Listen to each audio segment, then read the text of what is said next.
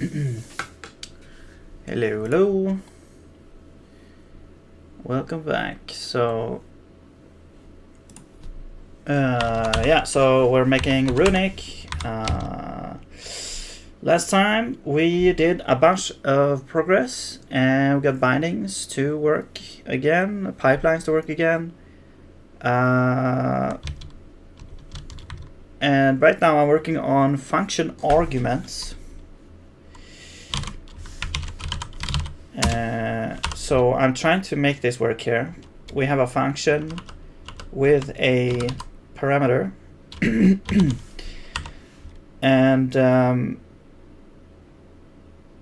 yeah, so the thing is that when you call this, you supply some kind of parameter. Maybe I should say something else here, or maybe this.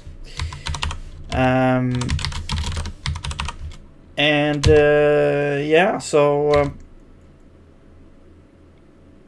this would be the function, and we need a way to kind of pass this argument into the function. So what's happening is that this thing here would basically, okay, so first this thing here will compile into like a instruction set. It will compile this function into its own like instruction set.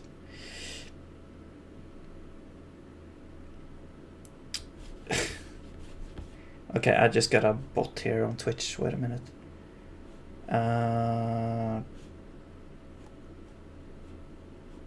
What's happening here? Where are the thing? Where is the thing?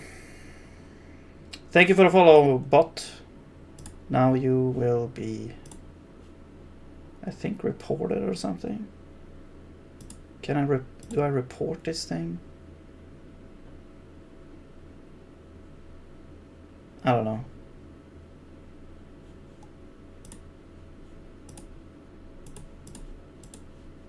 Okay, I'll just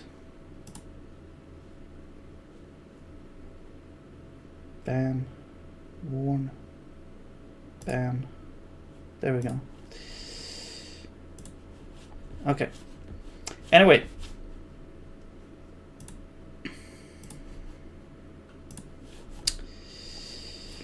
Back to what I was talking about. Yeah, so this statement here will compile into a instruction set, which is like the body of the function here. And the body of the function is compiled with a little bit of different context. So you would have this parameter, for example, as in the scope. And you know, we're referring to it here. So this refers to this thing here.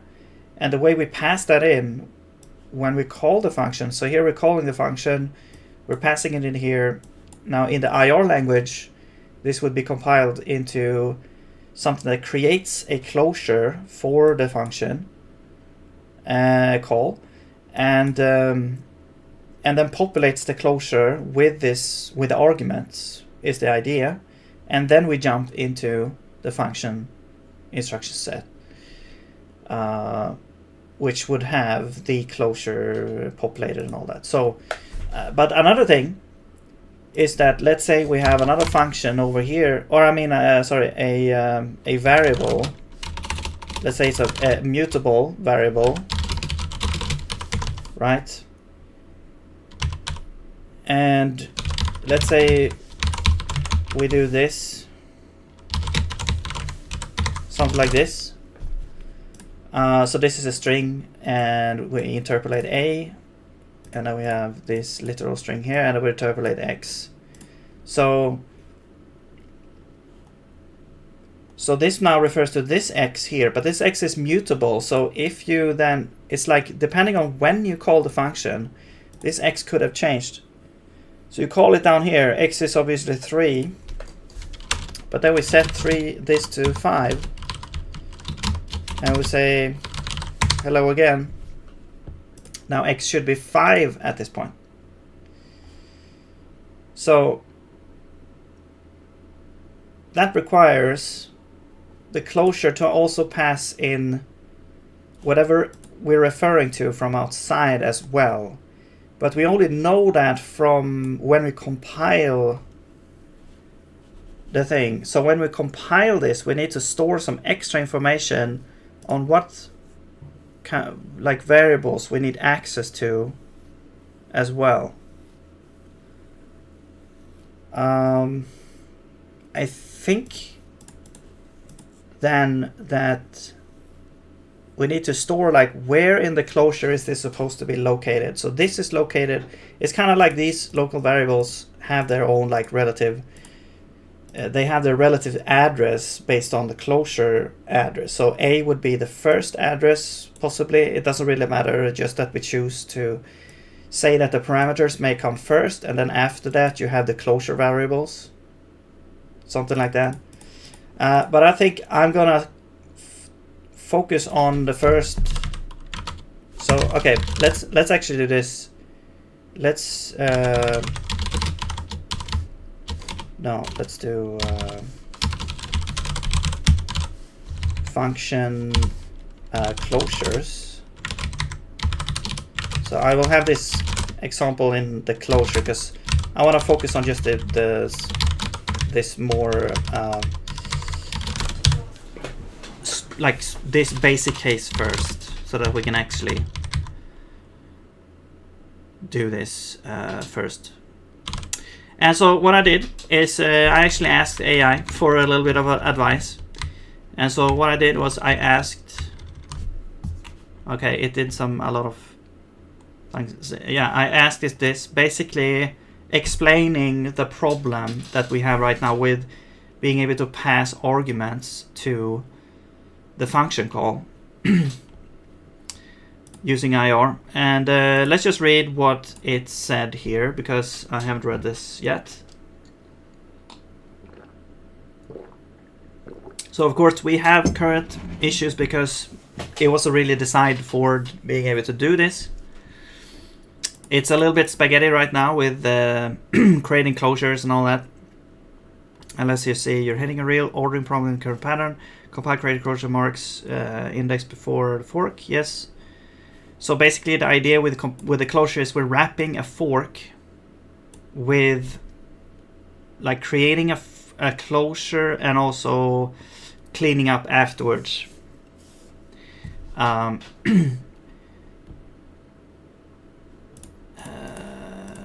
Because, and the reason why we're doing it like that is because, yeah, we're injecting instructions after the fact because we don't know what variables are needed in the fork, basically.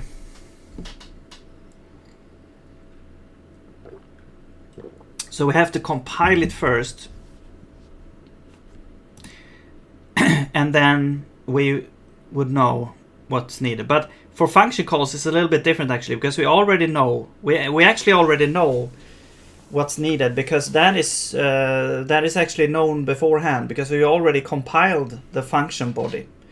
So we should already know which variables are needed there.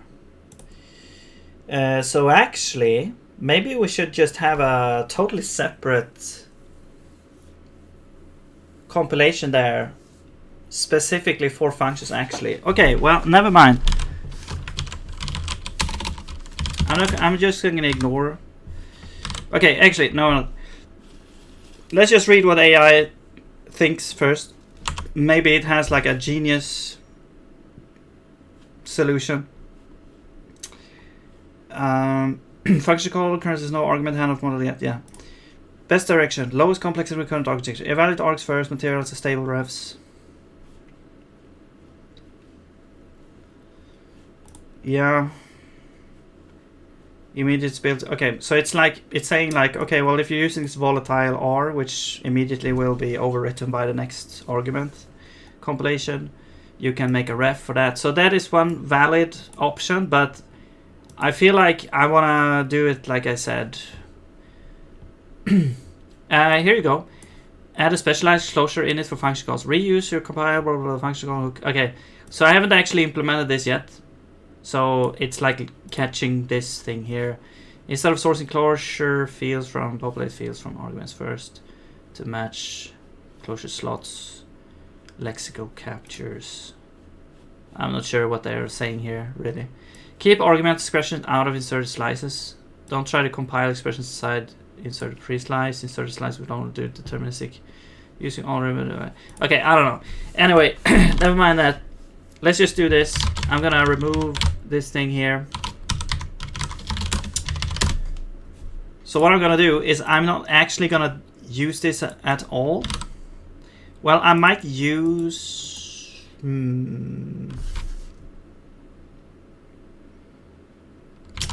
The thing is, the closure is compiled. Basically, all the closure stuff is compiled from here. So I want to do... so basically, the closure... Basically, what it's doing is we're allocating enough space in the closure. That's the basic operation. We're allocating space. We are saving that pointer. And then we're populating the closure. That's basically it. And then we're passing the closure into the fork. So that's basically what we're doing.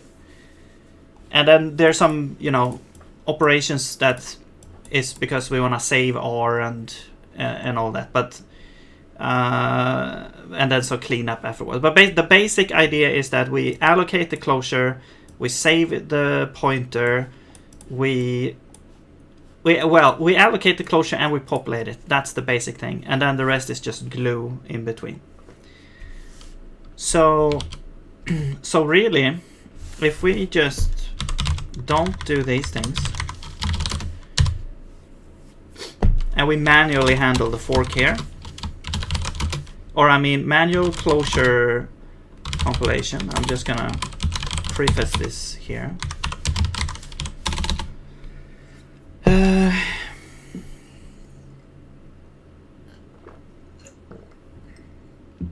Okay. Now we don't actually add closure variables as well. We need to extend the function reference value to be able to understand what closure variables are needed. So basically right now I'm just gonna worry about the parameters and not the closure variables. But the general concept here on calling it everything a closure is basically just a place where you put the parameters and the closure variables as well. It's just I'm using closure very, very like generically here, abstract here. Or maybe I'm extending its like usual, you know, lingo definition, but I'm basically using closure as kind of like a space for context specific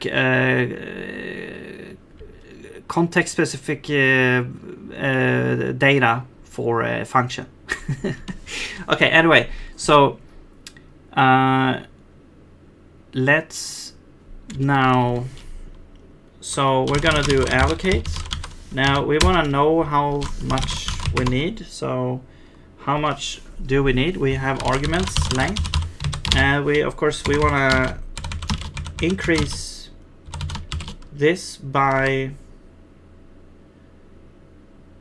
so we have arguments, we want to increase, no, yeah, we want to increase this later with how many closure variables we also have. But for now I'm just gonna do this. So this would be that. This doesn't give us anything, but it's stored in R, the register R. Now, are we actually using R at this point? I'm not sure. We just fork function address.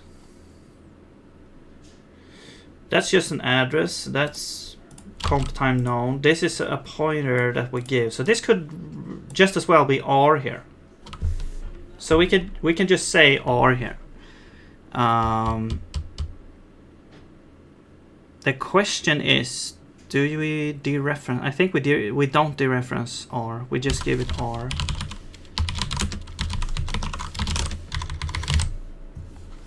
that gives us that gives it the pointer to where in the heap the thing is, the closure is. And I think that's what we're supposed to give. Yeah. Okay, so now we're creating closure, we're passing it in. The problem now though is that we need to actually, I don't think we can do this actually. We need to store this in, we need to save this. Yeah. So this would be the closure ref. And then we have to save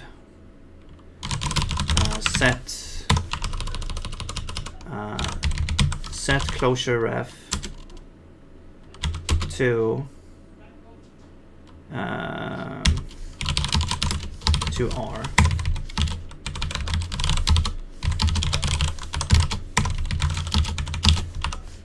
All right. So we're saving R in closure ref. Okay. Now, then later over here we can just use closure ref dereference. There we go. Okay, but now in between here we want to populate the closure with all the arguments. So we're gonna move this down here, and this is what's gonna happen. So we're compiling, we get a result. This result should be stored in the closure, and that way it should be saved and ready for usage. And then we can go ahead and compile the next argument and so on. So so here we would need to also, before I forget, this ref is it's not needed anymore down here, so I'm gonna do a pop here. This is the closure ref. Oops. Okay. We could probably do a consume as well. Consume closure ref. Consume. Now this looks at if it's a stack location. So it's either a stack or a ref. Yeah. And we consume, then we pop. If it's a stack location, we pop. So there we go. There's a little bit more. Yeah, it's a little bit more descriptive of an operation here. We consume the ref here. Okay, now here, what we want to do is we want to set the closure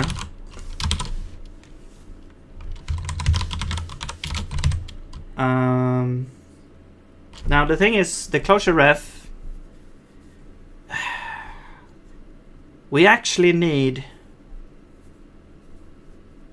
the closure. We need to kind of have a the register. Actually, we could just register R2 here. I just realized, because we have a register R2 recently added, so that is perfect for this. Actually, because R2 is considered like, you should be able to use it anywhere basically. It's not supposed to be a long-lived thing. R is supposed to be used for return value, so this could potentially be R here. But R2 you can use willy-nilly. So I'm gonna say we're gonna set R2 to be closure ref dereference. So that will now be set to the pointer in the heap where the closure is. So now we have the closure, the pointer to the closure, and then we can set add, and we have to do like this, R2, and then we add I, which is the argument index.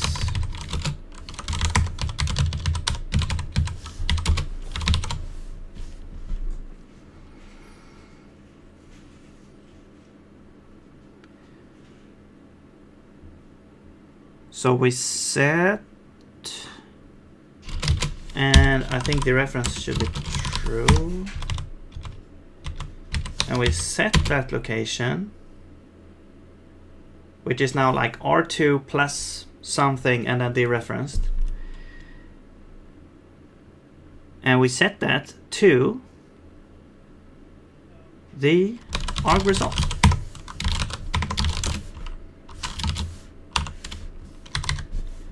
Okay, so that will populate the closure.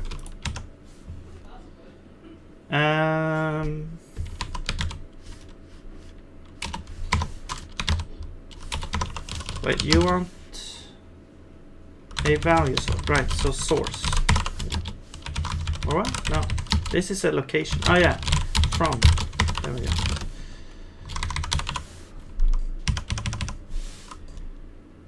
Expected IR. Okay. There you go.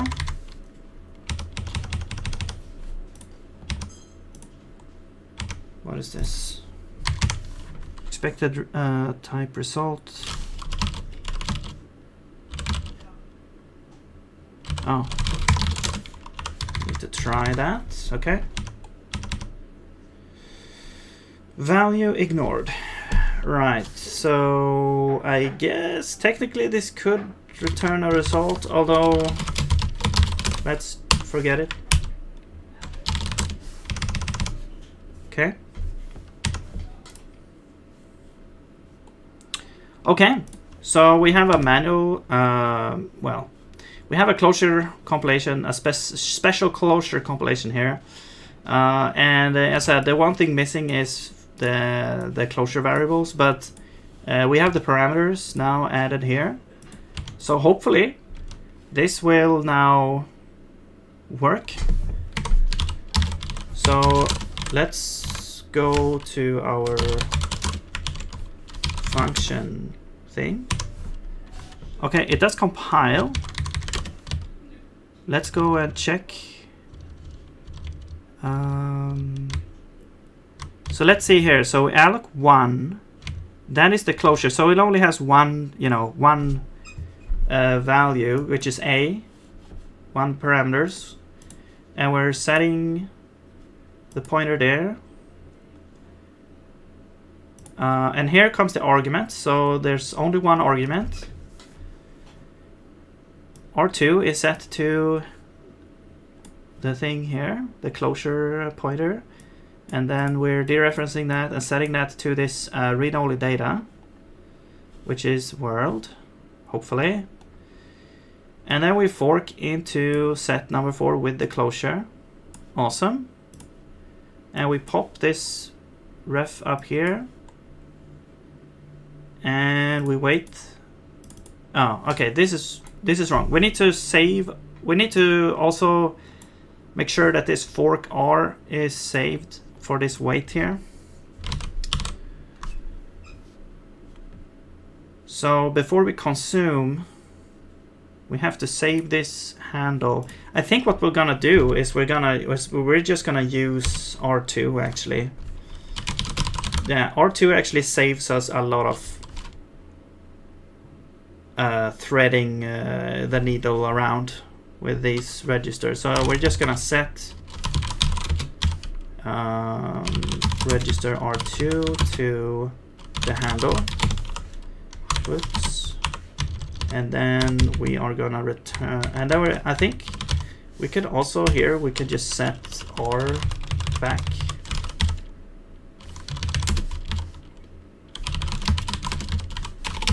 To R. So we're setting R to R2. So basically storing R in R2. We're consuming the thing, and then we're setting R back. So it's basically like saving. You could also push. I guess what you could do is you could push R and then pop it here. No, that won't work, because this pops.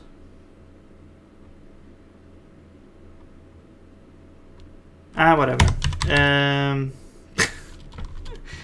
Yeah, okay, let's just do this.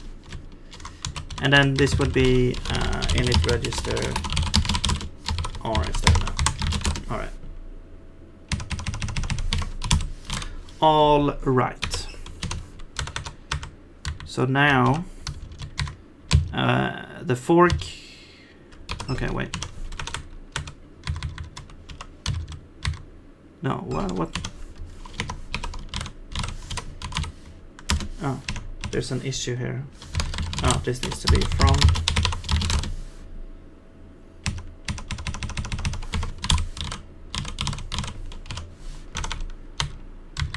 Okay, there we go. So here's the fork.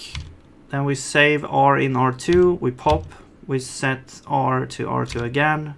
Because pop like changes R, so we have to like dance around this here. And then wait. Oh, it loses the type information. Ah.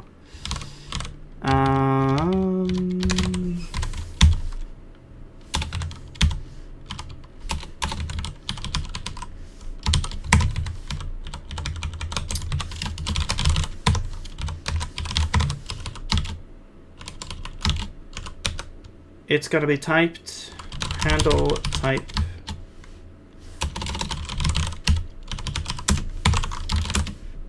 There we go. Very important, because otherwise it doesn't know to wait for it. Now, there we go. Now we have the wait here. Okay.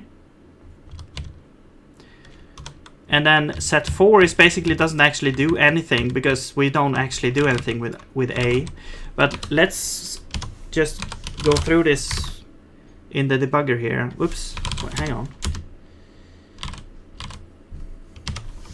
Also, I recently updated the execution model. So now we have a skip as well as a continue. So basically continue means just a normal step through, you know. Skip means that basically if you have a comment, you will advance the instruction counter, but you won't advance the thread counter.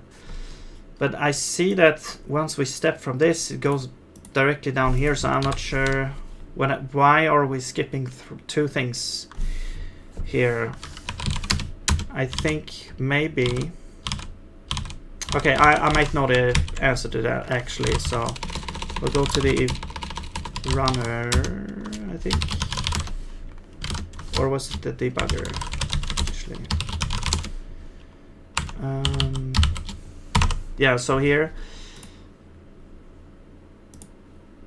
is... I mean, it looks like we're gonna do 2 steps. So here we do a step. And then here we're seeing if we should skip the next step. But as part of that, we actually are doing a step. So actually, I'm gonna put these before here. Is the whole thread skipped? We just skip it.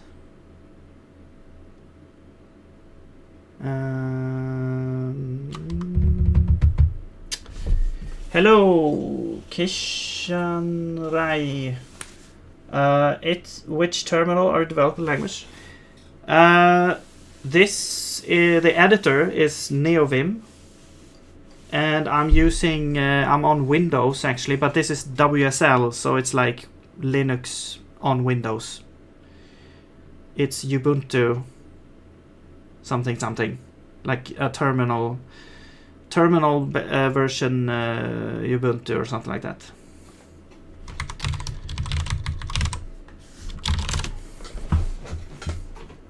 And the shell is bash, I think.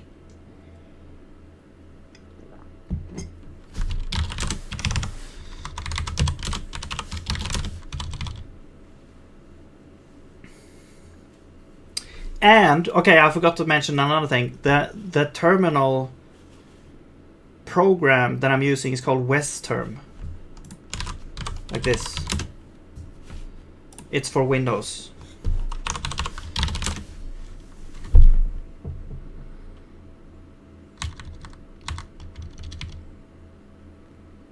And you can have like multiple tabs and windows and work what they call it. Oh shit, I forget. Workspace, yeah. So you can create like multiple workspaces. You can also have like a config in Lua that you can set a bunch of things and automate some stuff if you want. It's pretty cool, actually. Although it doesn't support images in the terminal. Yeah. NeoVim and Western, yeah.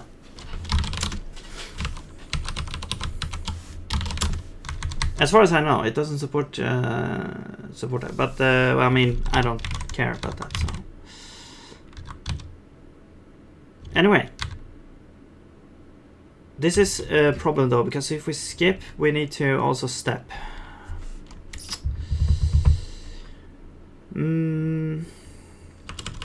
So what if we say this? We need to do this.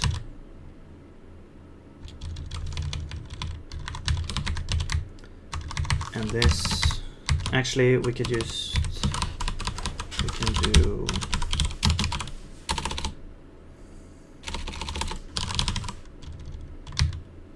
This one.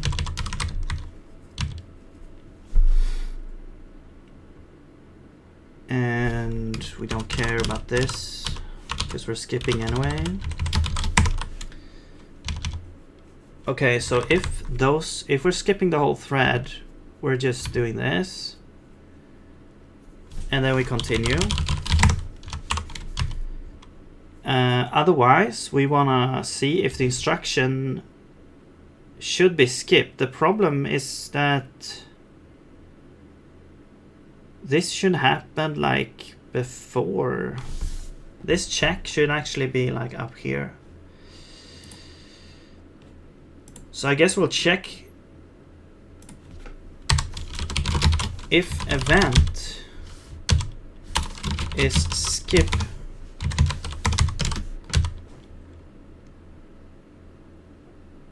If it's not equal to skip, we break.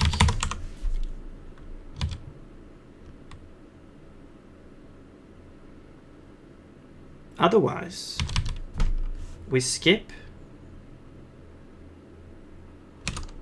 and we get a new event.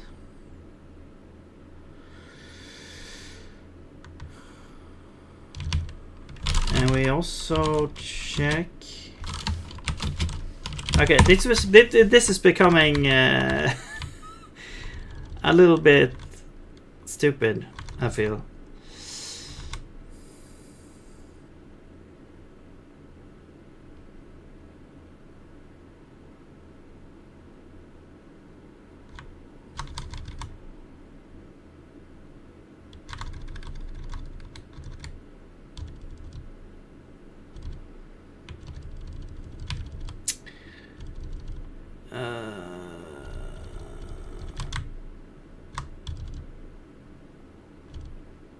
So the idea is we would loop through all the skipped. If we get like skipped events, we wanna skip those. Of course, if this is skip, we continue. Or if it is skip, we continue.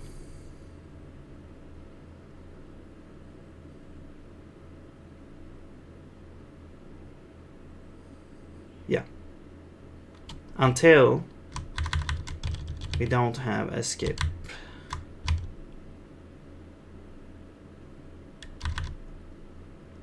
If it's not skip, we break.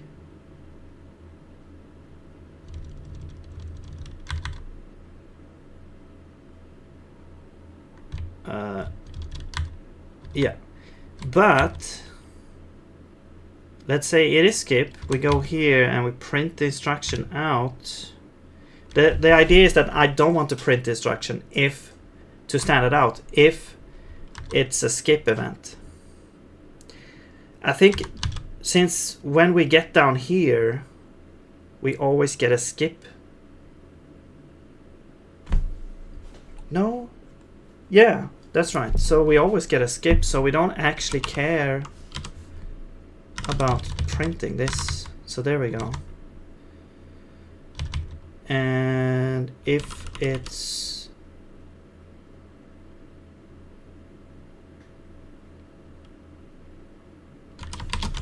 not equal to skip, we break.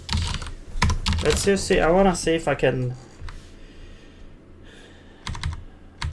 simplify this. Hello. Sorry, I can't pronounce your name, but Paul. I'm gonna call you Paul. Good to see you. Thank you. Good to hear from you. What are you up to?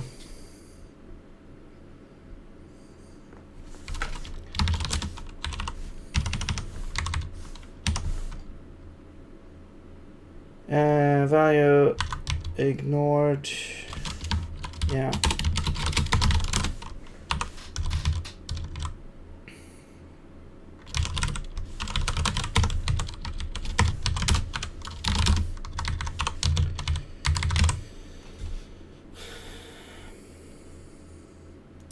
So it's like if the original was not skip.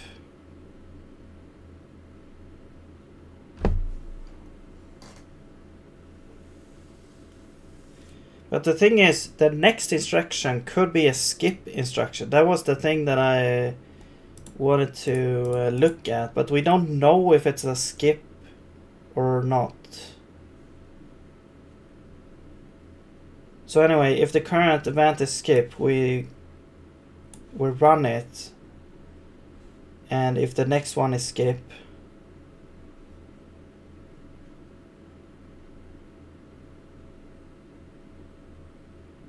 we continue this loop here until it's not skip anymore. The problem is over here though. Okay, I feel like this is a mess and I need to figure it out, but I think this should work for now. So, okay, now it doesn't skip that one anymore. It should skip the comments, hopefully.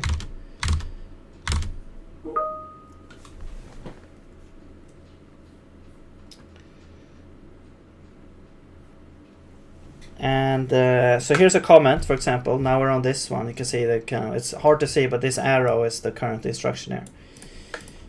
So there's a bunch of comments. We should skip all those, or we can hang and have an error. Okay. Okay. You know what? I'm just not gonna deal with this skip functionality for now. I'm only skipping the skip threads for now. Let's make it a const of an event for now. And this needs to be over here, so we don't.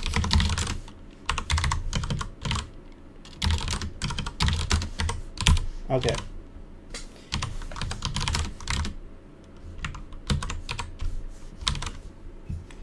Oh, there's no break in here, I just realized.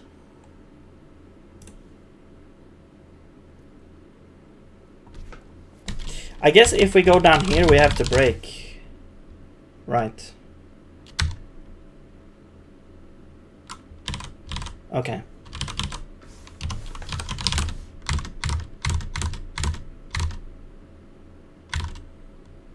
Oh, now we're stuck on that. Okay.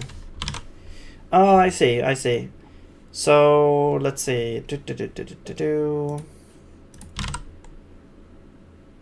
Skip should increase. So we should do this and then return skip. I think that was the issue.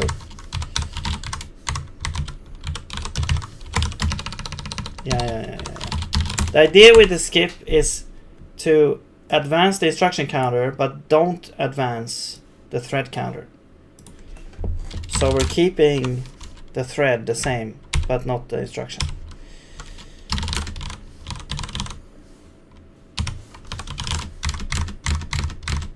Okay, there we go.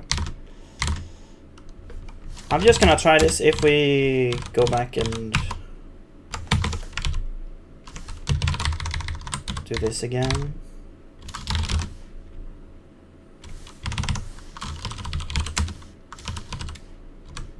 Whatever, that doesn't matter.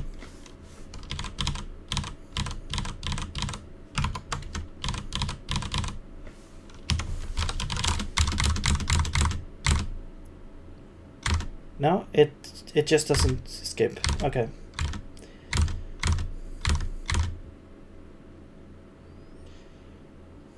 Unless there were something wrong. Yes. Right. This needs to be var now. I watch you every time you stream for 3 weeks and I really like it. Oh, thank you. Thank you very much. I hope you continue to like it. Are you interested in Runic as well? Or I mean, yeah. Or development? There we go. Now we skipped the whole thing. And I guess we ran alloc as well, I hope. It didn't print it out, but it should have ran the instruction.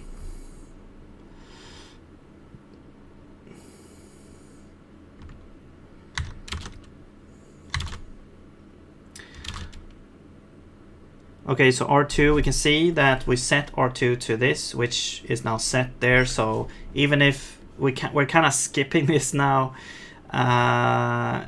it still runs it. I need to fix this, but maybe AI will do it. So now we populate. So if we look at the heap now, we can see that 5 is kind of populated here, you could say, with void. This is the closure of the function call. So if we step on this,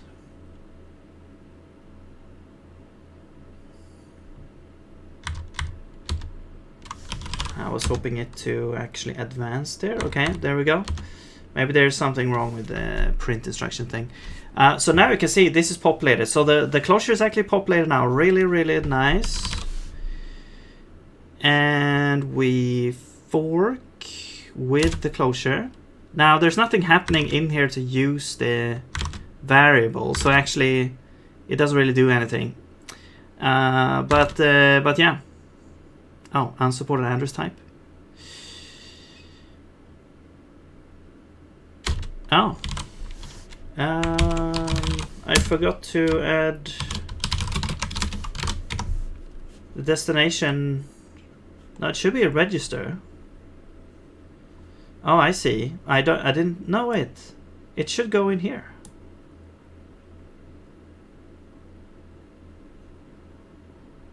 Destination is that.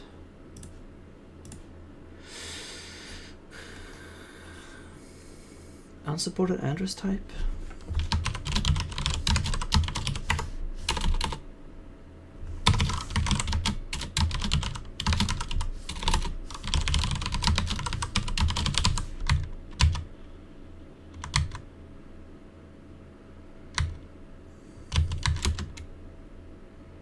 To adder.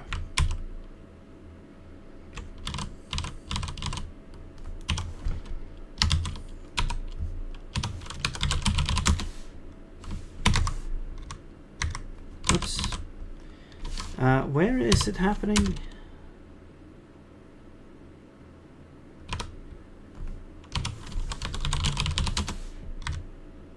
No. Stop it.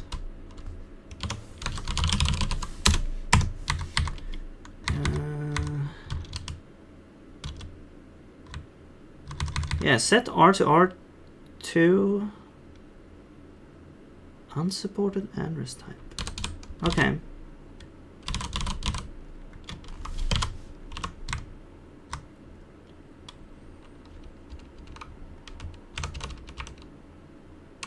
Source should just be location.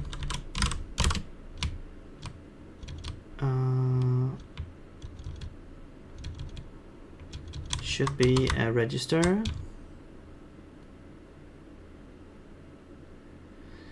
I mean, we can also add this one, but that's not what the issue is, I don't think.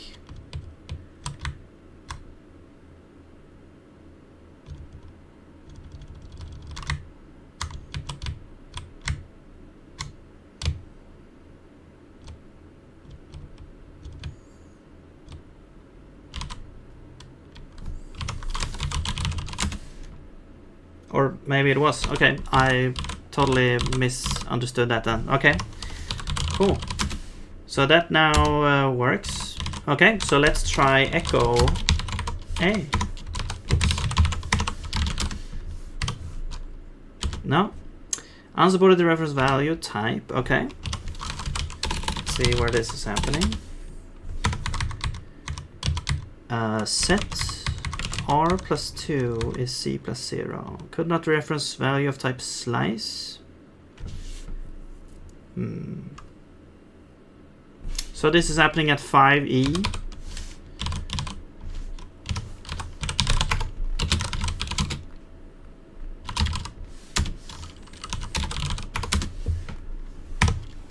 So let's see. R is F.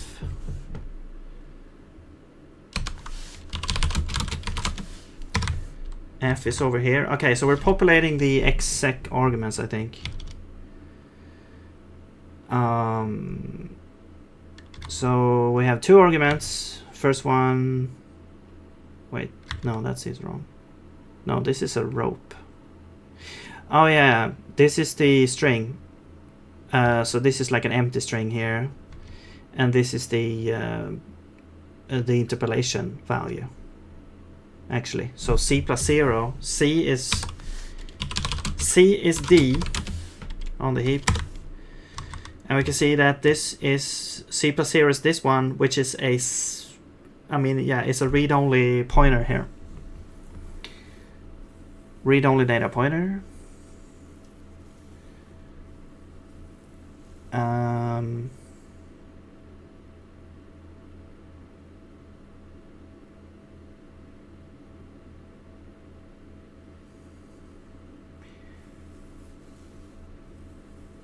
So maybe it's because it's trying to dereference this. Yeah. Which it shouldn't be doing.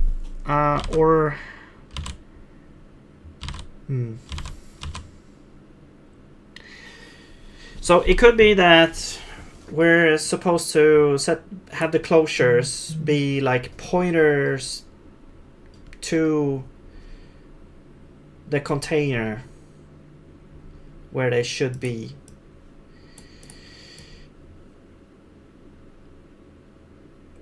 Which is kind of annoying because we have to kind of duplicate the closure for that, sort of.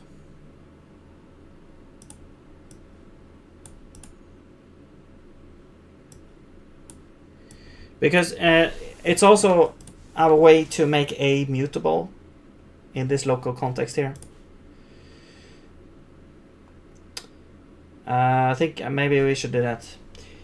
Runic is cool, though I mostly do C++ game for myself. Alright, cool. I saw your Zig game engine and tried to do something like that for myself in C++. Okay, oh nice. So what have you done before? Like what game engines have you used or have you made yourself or something before with C++?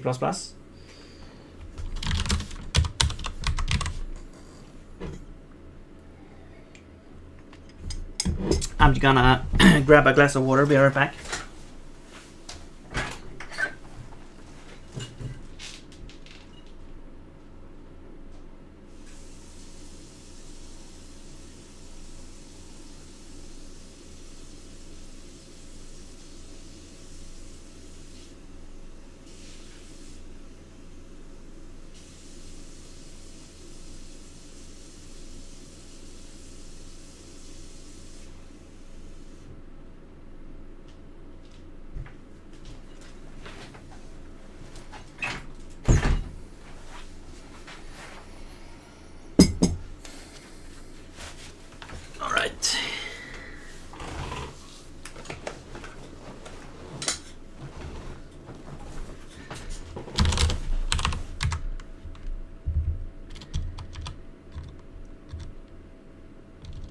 Also, what parts of the game engine specifically did you want to look into? By the way, it is interesting to get other people's perspective on it, because I'm like very noob when it comes to game development.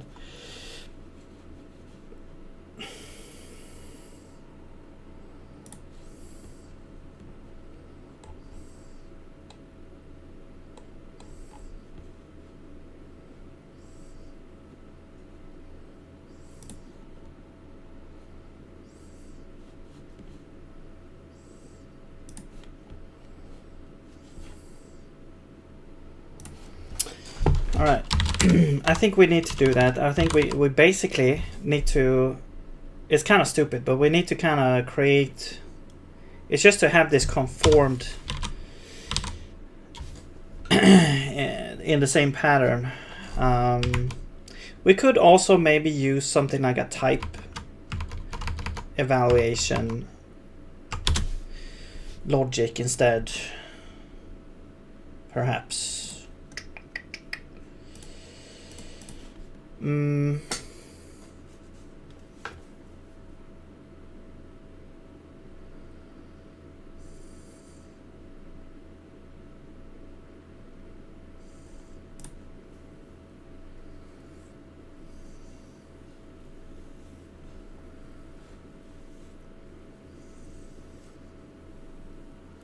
Right, so if we knew what the type was, it's a read-only data, so we kind of know what that is. If we go to compile string,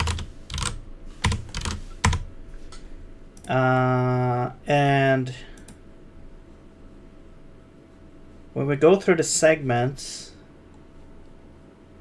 and we get an interpolation, so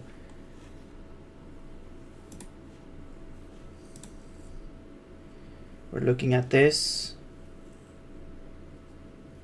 This is a closure pointer. Okay, it's a closure pointer. No, okay, this won't work because this is the the compilation is happening before we even know the context. Yeah, so we can't actually look. It's a runtime known thing basically.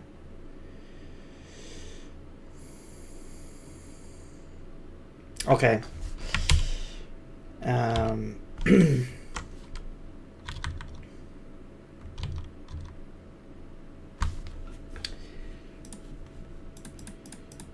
So I think like we're compiling the thing here.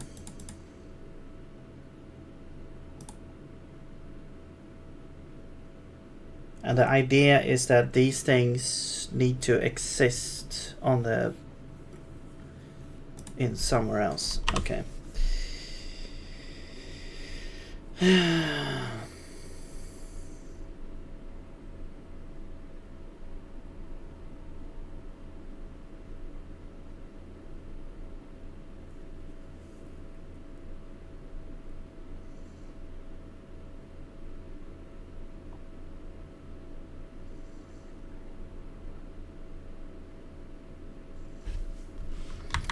Okay, I'm just gonna do something stupid here. I'm just gonna repeat. I'm gonna create another closure.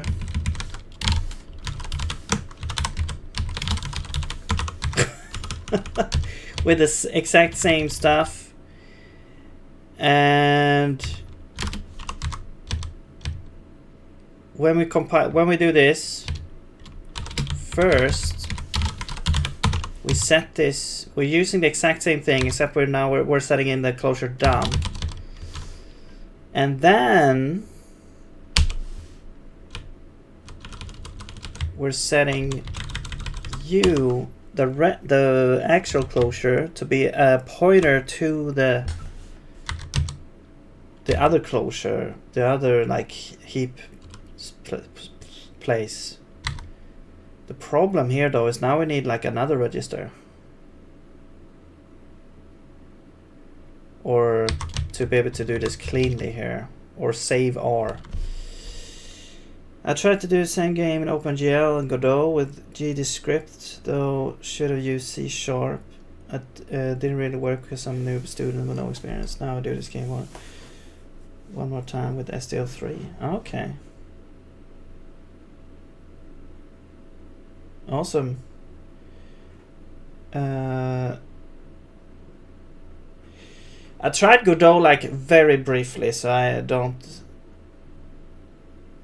know a lot about it. I've seen like quick videos and stuff on it, but I am interested in trying to make something with it, but because it feels like, well, I've tried like Unity and Unreal Engine, and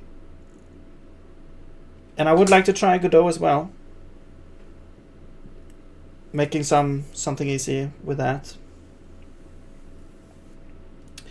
About game engine, I don't know. For me, game engine is something like my personal lib that makes it easier to work with STL3. Just call it an engine. Yeah, I mean, I think that a distinction you could make. Now, I'm not an expert, but a distinction you can make is like the engine is the part of the machinery that doesn't really know anything about your specific game, or it's like it's a more general abstract machine that just you feed it assets and it then simulates your game basically.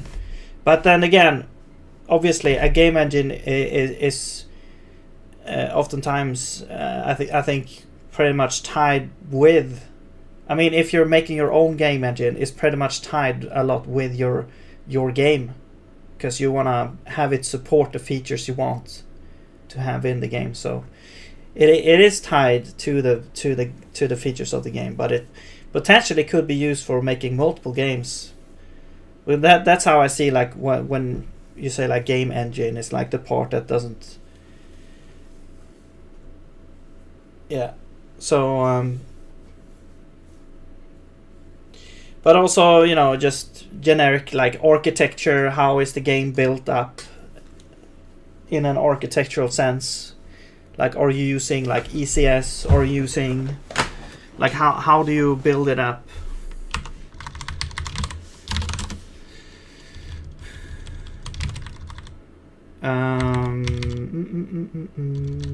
And it's making me wanna do some game development instead. Man, I just want to make this work here. So, okay, you know what? F it. I'm just gonna do a register. So argraph is uraf source arg, and we're gonna set argraph to be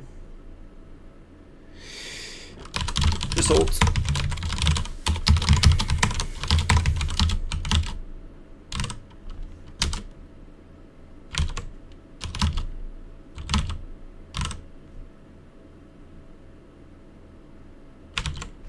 Wait, this is a result.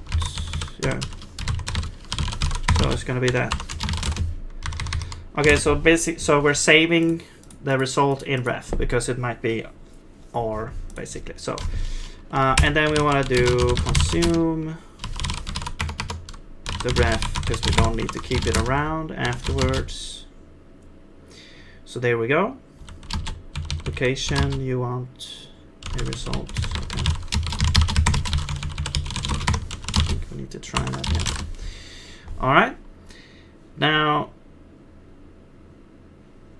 that is set. So here we could just use this directly. Here though, we actually need to, so we set that to closure ref. We also want to set R to be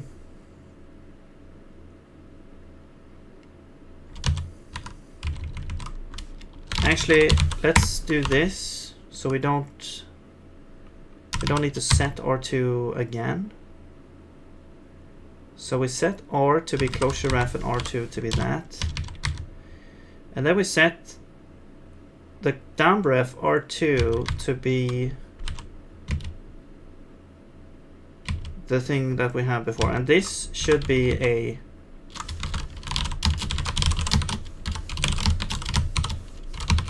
pointer to register.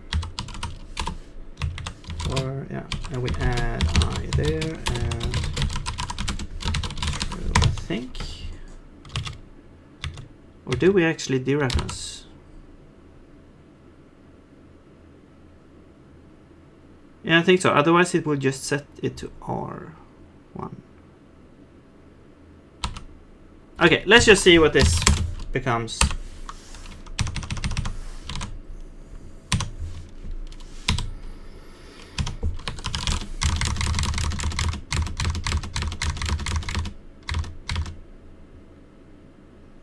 Okay.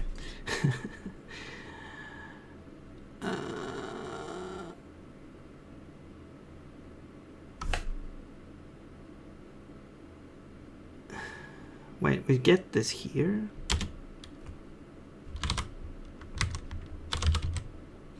Okay, so maybe we don't actually dereference.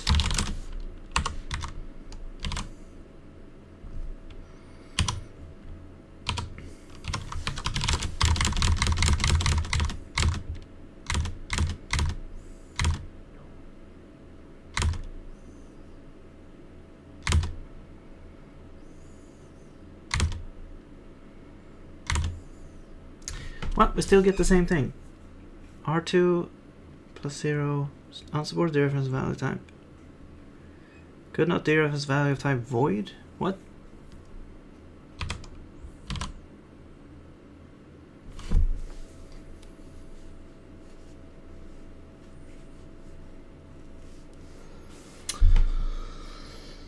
I don't know, unfortunately, but architecture I just did some classes like buttons, text, input fields, labels, that's all.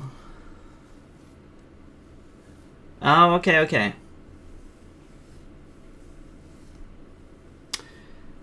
I mean, basically what I mean by architecture is how you kind of build up. Let's say you want to have a bunch of game objects, you know. You want to have. I mean, it depends on what kind of game you're making. Like if you're making a kind of, let's just take an example like a memory game, where you have a bunch of cards that you want to flip over. Each card would be kind of like a, you know, the usual idea is that you have a bunch of game objects, but how they, so that idea is very like general and abstract, but then how you actually build that up, how do you store those objects, how you kind of, you know, the actual like you know, architecture on how to store them and work with the objects. That's where the architecture comes in. What made you start developing Runic? Well, I started to. So basically, I started to make like bash scripts more and more, both like personally for my personal projects and also in my work, my day job. And so I was getting tired of having to look up every single time. I had to look up like, how do you make an if statement, how do you make a for loop, how do you, you know, it's like a common theme with these shell scripting languages that it doesn't really, there's no consistency with how the syntax is. So basically I always had to look up, and I was tired of it, and I was like, hey, why don't I just make my own language that kind of works like bash, but has like consistent syntax. And I want to, just because now I'm like snowed in with Zig, I was like, hey, I can make a bash like language that looks like Zig with Zig syntax, so like kind of mash up between bash and Zig. So that was the main reason is that. But then it's like, yeah, I do like making languages. I've tried a little bit before, and I do enjoy it a lot. But it's not easy, and you know, if you want to make something that is good, it's a lot of work. And I mean, this project, I thought this was gonna be kind of like a quick detour, but it turned out to be quite a lot of work. So, but yeah, it's fun, and I've learned a lot, and it's really gonna help next time. I want to make another language, which I'm probably gonna do, because I'm every now and then I try to make like a language and stuff. So, but yeah, it's always rooted in some kind of need as well. Like, it looks like you're obsessed with Zig. Yeah, I mean, I wouldn't call it obsessed, but maybe that's how it looks from outside. Maybe that's true. I don't know, but I just enjoy it. I just like it a lot. Like, I'm in my day job, I'm doing a lot of TypeScript, and of course I do enjoy TypeScript as well, because of it's, you know, it's pretty easy language. In comparison, you don't have to deal with all this memory stuff and other things. But I think that Zig has features that I wish other languages had as well. So I don't know, I enjoy it very much. I don't know what it is about it. It's like maybe it still has that magic for me, like a new thing that I can explore, and like a new language that I can explore and try out. Basically, it still has the magic in it for me. So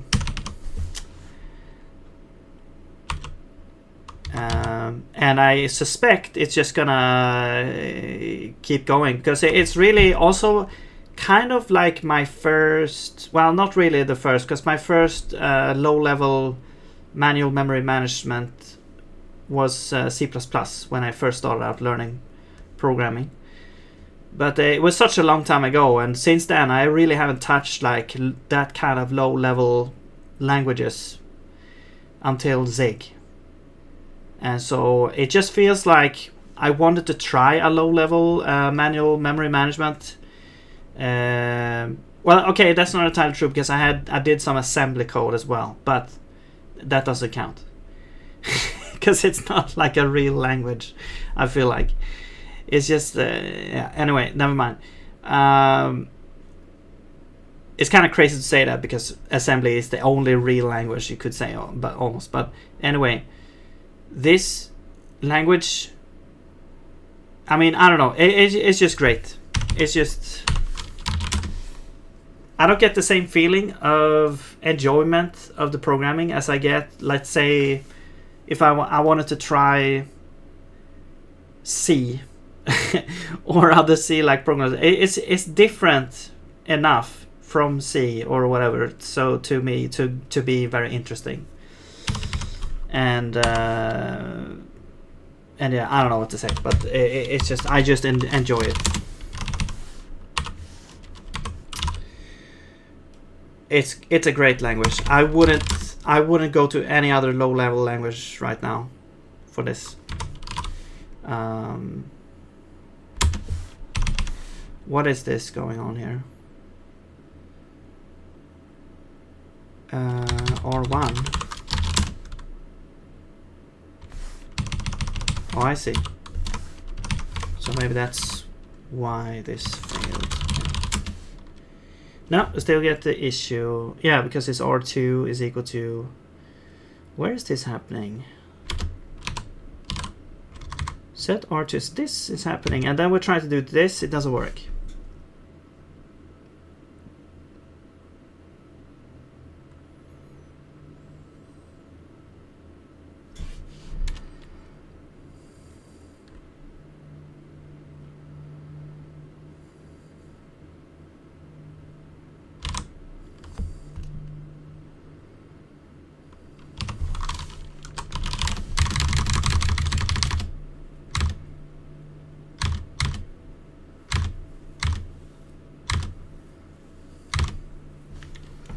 Wait, R2 is void.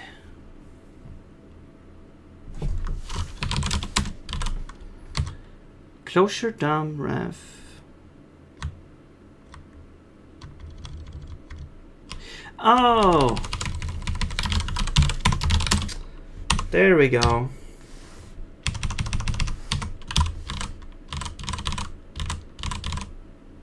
Wait, where did codecs go? Okay, whatever.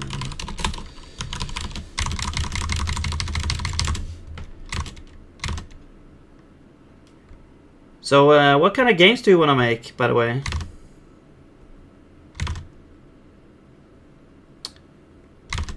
Okay, now I see R2 is set to OXA, so now this should work, I think. There we go. R2.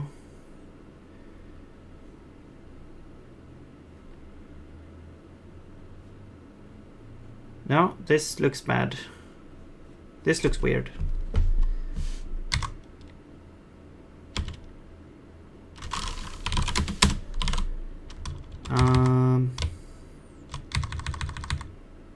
Wait. Yeah. This should be R. No, this should be R. Closure ref. This should be... No. It's the other way around. Yeah. There we go. This. And then this should be R2. There we go.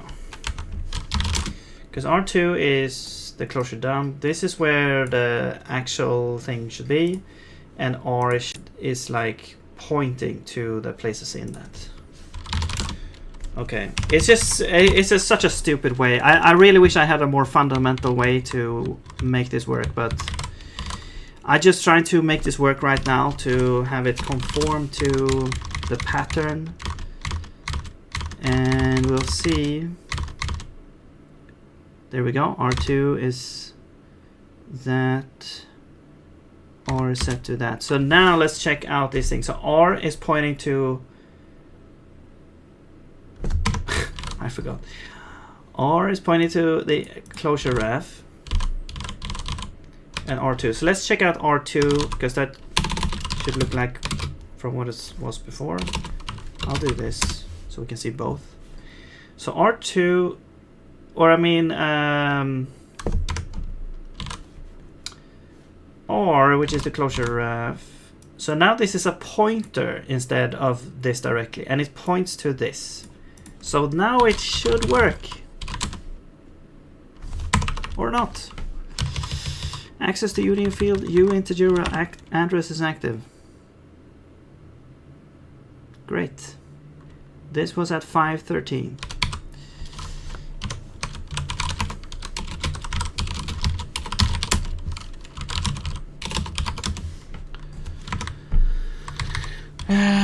So execute. Let's look at the stack. This is thread 5. So we have one argument. This is, I think, echo. And then this is the argument. It's 10. This is the rope, right? So it's a rope. And then this is an address. I think it's like when it encounters an address, it tries to...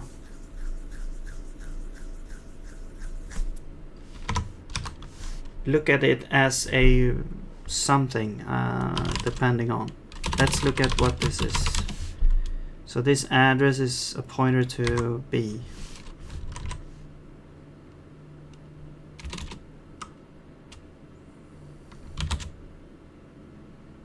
No, this is not correct. Yes, it is. Okay, well, why is it thread 5?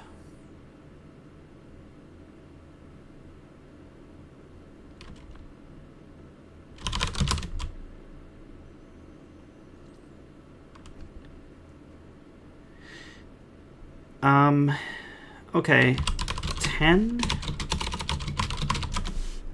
is this. D points to B, which is a thread. This is weird. Something is wrong here. Really like strategy games like Hearts of Iron 3 and 4, the thing with a lot of strategy games that they have planet Earth. Our world is a sandbox where you play. But my thing is, why I want not only Earth, I want to create my own world with unique generation and play there. Oh, that sounds really cool, man. Yeah, I love strategy games as well, but I don't know. I like more the.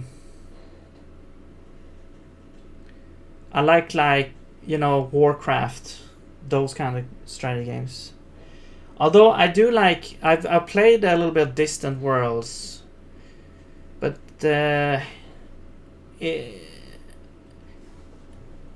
maybe not so much like, you know, the World War II or something like that. Or those like super long epic games. I like more like, I guess, shorter games. I don't know. So over 2 weeks I did this world generation menu UI. The game is basically one big texture map that I played. Oh. Cool.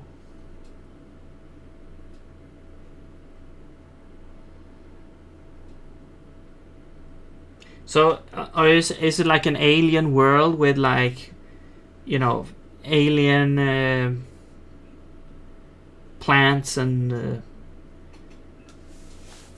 terrain and stuff?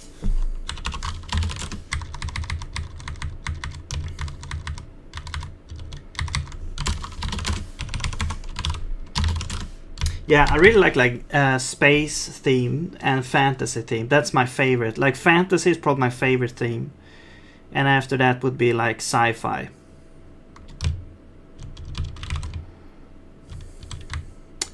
And steampunk.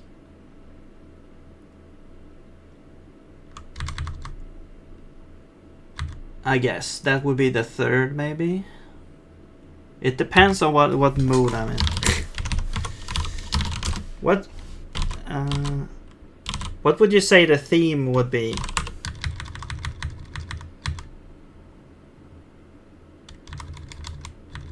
Or maybe you haven't decided yet.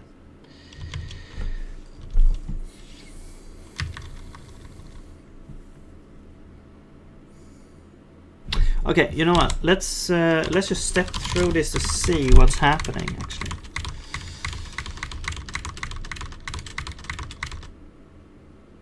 Okay, so now we should have the closure SF+4 in thread 0. That is 9. So let's look at 9. So we have two things. I believe, no, it should be, wait. No, it's one thing. Yeah, it's this one, which points to A, which is this. So that makes sense. Then we go into here.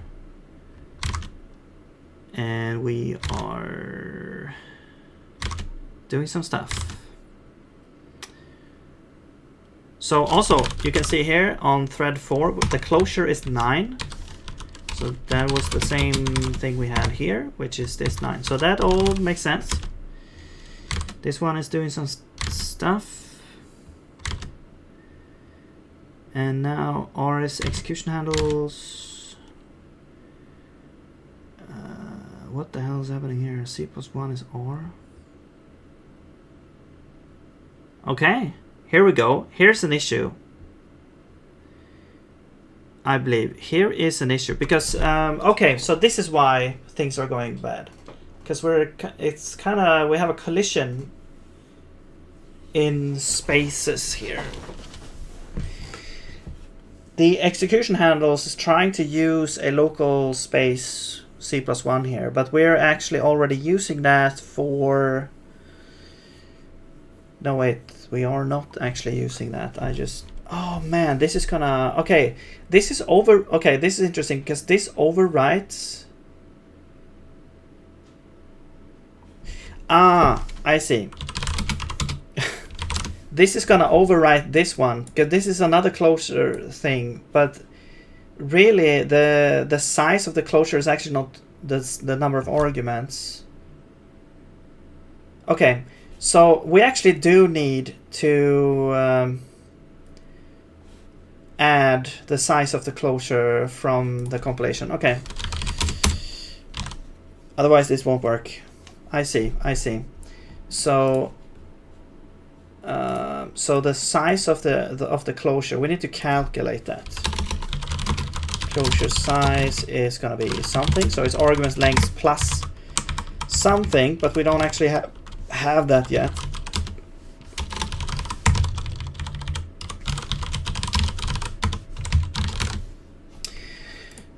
We could probably take that directly from the function ref.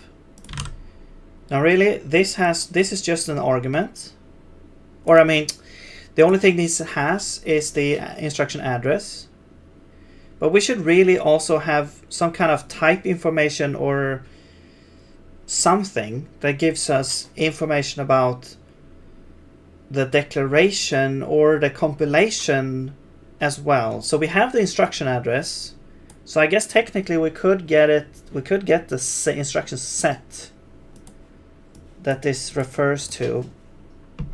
We could do that actually. And then the instruction set could have that information actually.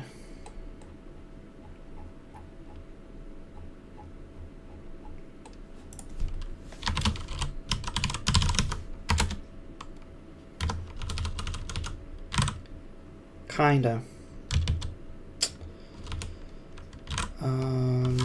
No. So maybe we could have like closure information in here actually.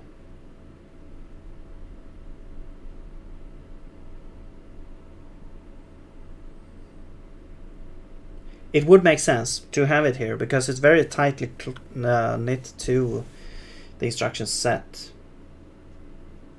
Because every instruction in the set would refer to a specific closure variable. Yeah.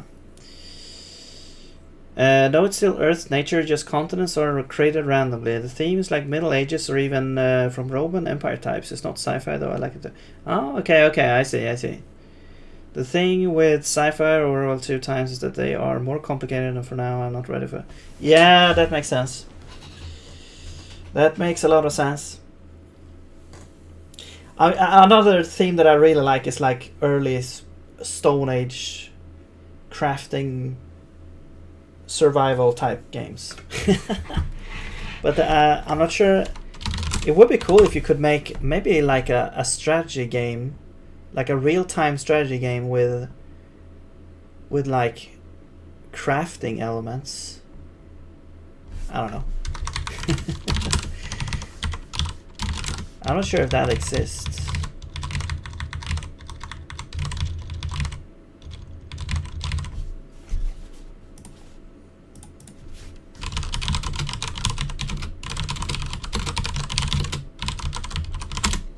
Crafting mechanics.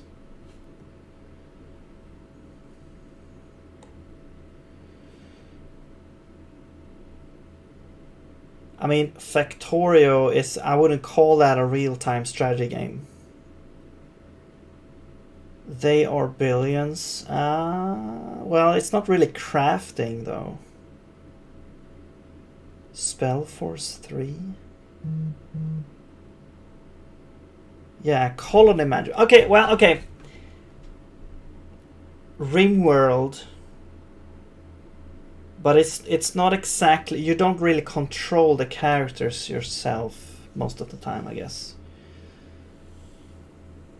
And, you know, Dwarf Fortress. But same thing there. I guess I was thinking more like a Warcraft type game where you go around and you can craft things. I don't know, maybe that's not great of a concept. The thing with I read that already. All right, anyway.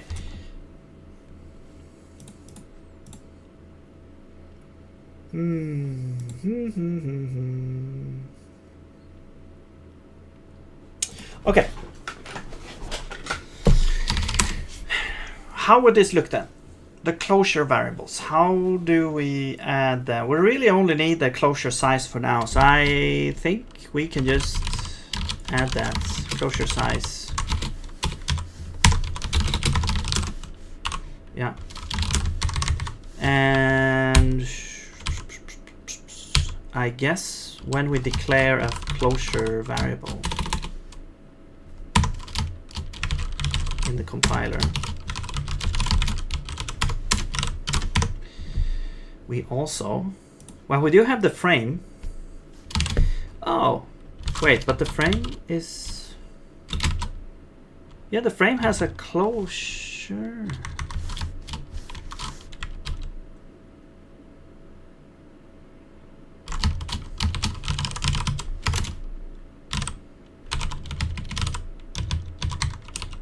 No, but this is a different thing. This is a different thing, yeah. Yeah, it's different. It's different. Frame declare. Depth.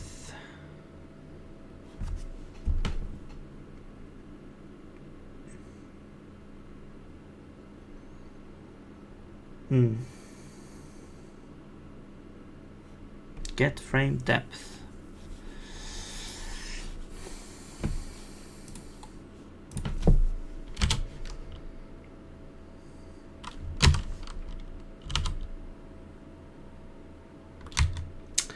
This is also the issue because this technically targets a different set.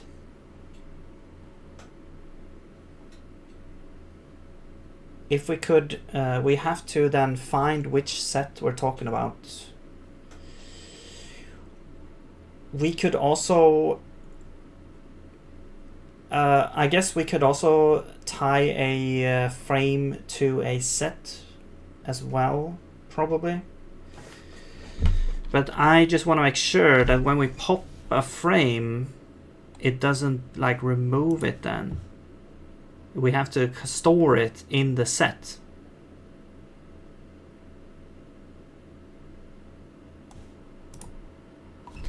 Actually, we could do, when we do scopes pop. Oh shit, this happens like out of order.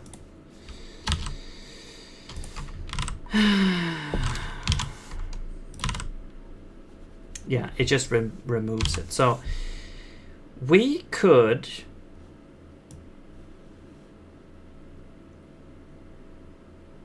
when we pop this,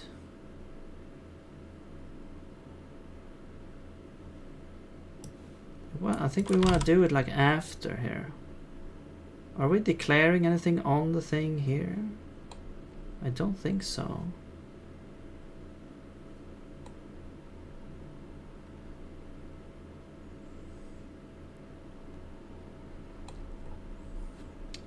We do get the current frame here though. So we're depending on that. And we're looking at the number of closure items. I mean, I guess technically here then we could here we can then say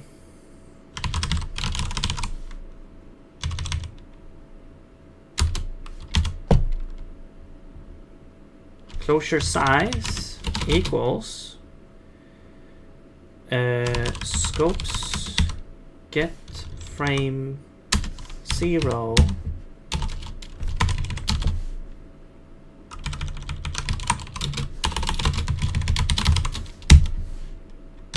closure items length.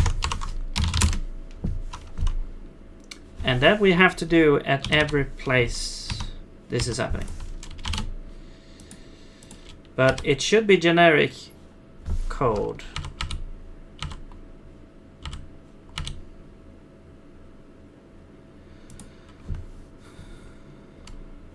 And it should happen over here. Before we change the instruction set back.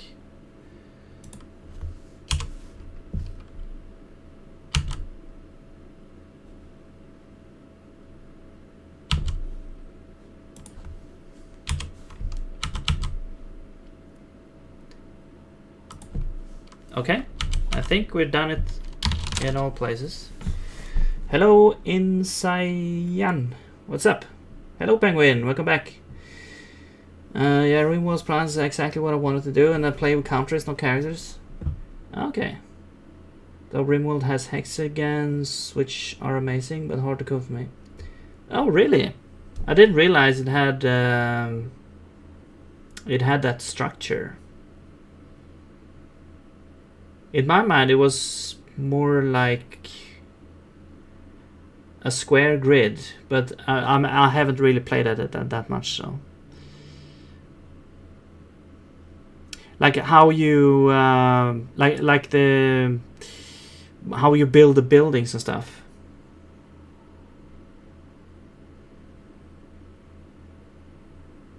Because you're building like squares things. I don't know. Maybe I'm mistaken. Probably.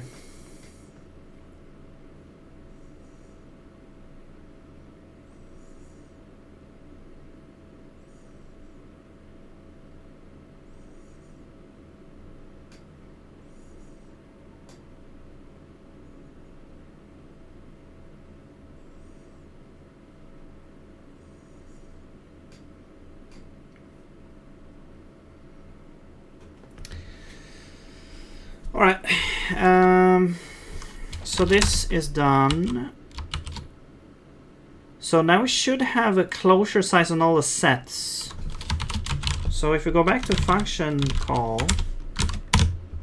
actually let me double check here. Function declare. So this is the only thing that actually matters right now, is that this has the correct size, closure size. Yeah. So after, so this is done. Actually, you see here we don't actually have it here. So we need to. No, instruction set. Closure size. There we go. Because this doesn't actually compile the closure here, but it compiles like the closure need or description or whatever. Compile function call. So now this size is gonna be instruction sets, items, and then it's gonna be the function ref dot function address dot instruction set dot closure size. There we go. However, it's also, we also need to add the length, the argument lengths. Although that might actually be included. I mean, there's no harm in actually allocating more than we need, but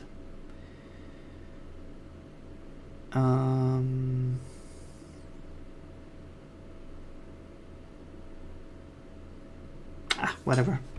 Let's just keep it like that.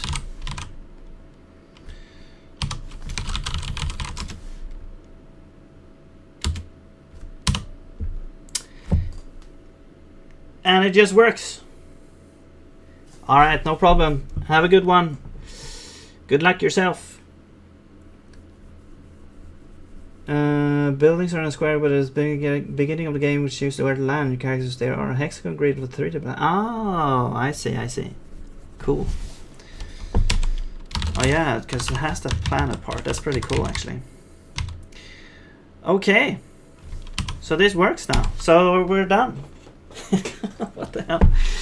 Okay, can we do this though? I don't think so, because we don't actually populate the closure properly with these variables. But I will try, and it will fail. Actually, you know what? We already have a test for this. I should keep this the same, and then move to function closures. And of course, we get an issue here because we're trying to use a closure variable that is not populated yet. So the thing is, though, the question here: should X at this point be a copy of this and keep it as 3? And if you change X to 5 and you make another function called hello2, should X now be 5 in here always and never change? Or are you able to change X after the fact and this would change? I don't think so. I think that if it's a constant, or not a constant, but if it's a... I think this is the more powerful choice, to have it like bound to 3 when upon declaration, but upon declaring it. It could still be like a mutable closure variable in here. Although what happens then if you set x to something else? Because the idea is if this is bound to 3, let's say, and this is bound to 5, that means that you can have like a function producing mechanism that would have different parameters based on this. I mean, it's essentially another way to pass. It's like passing an invisible argument. I don't know, man. Maybe it's stupid. I mean, because you could, well, what if you have like hello 3, and in here you would have like x or y, or x is 7, echo, oh, I forgot to add echo here.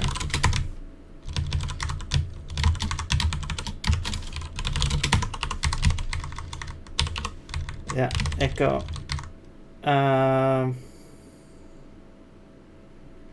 No, sorry. And then this would create, and then we would return a function.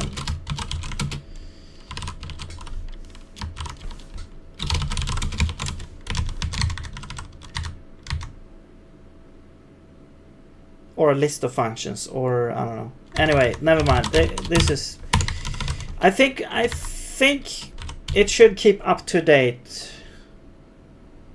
I'm not sure, actually. I'm gonna have to do some tests. I know that, I mean, JavaScript has some pretty reasonable closures. I'm not sure how Bash does it.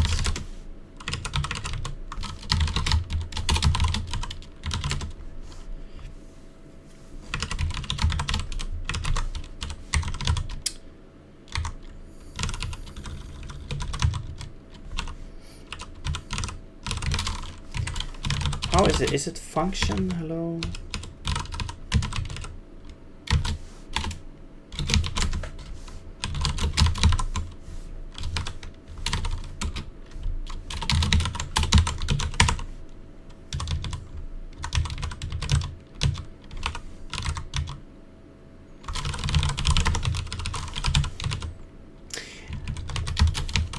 Also, what is the purpose of these parentheses? Like, do you ever put anything in here in Bash?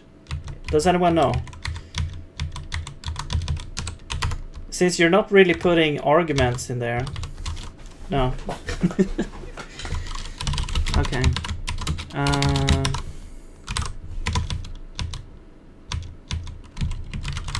Wait, no, x... no, let's do 7.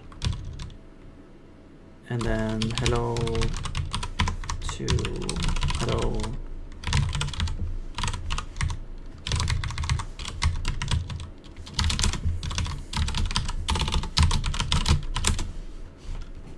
Okay. So it's like after, so it's like the current value of x from outside.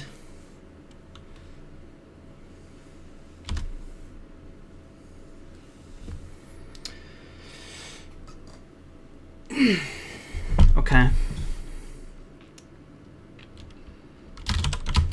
Because that would mean that we're basically this refers to this as a reference.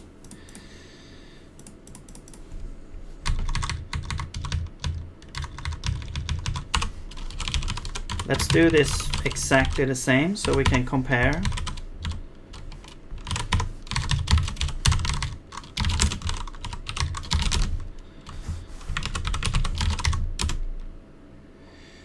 X is 3, hello. Yeah, x is 5. 1, 2, 7. 1, 2.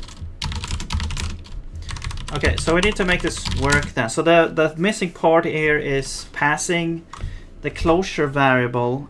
So it's good though, because then we don't need to kind of save the value as we're declaring the function.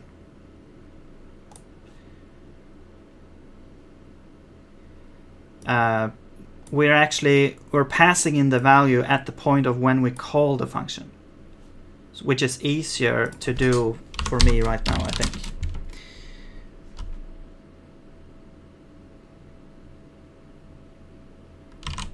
Okay. So yeah, that's basically this to do here. Let's remove these things. These are... Oh man. I feel like we're closing in on a very important milestone almost here, like getting function arguments and closures working. I mean, the arguments already work. Okay, so manual closure compilation, add closure variables as well. Yes.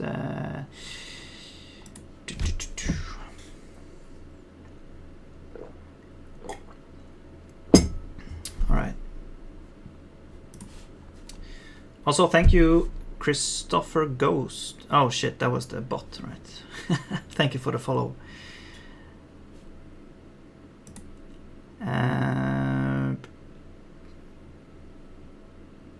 Wait. Oh yeah, thank you, Little Sakurai Senpai, for following 6 hours ago. Thank you. I'm so bad at reading the things. I should really get something set up there, like notifications, alarms, or whatever it's called. Okay.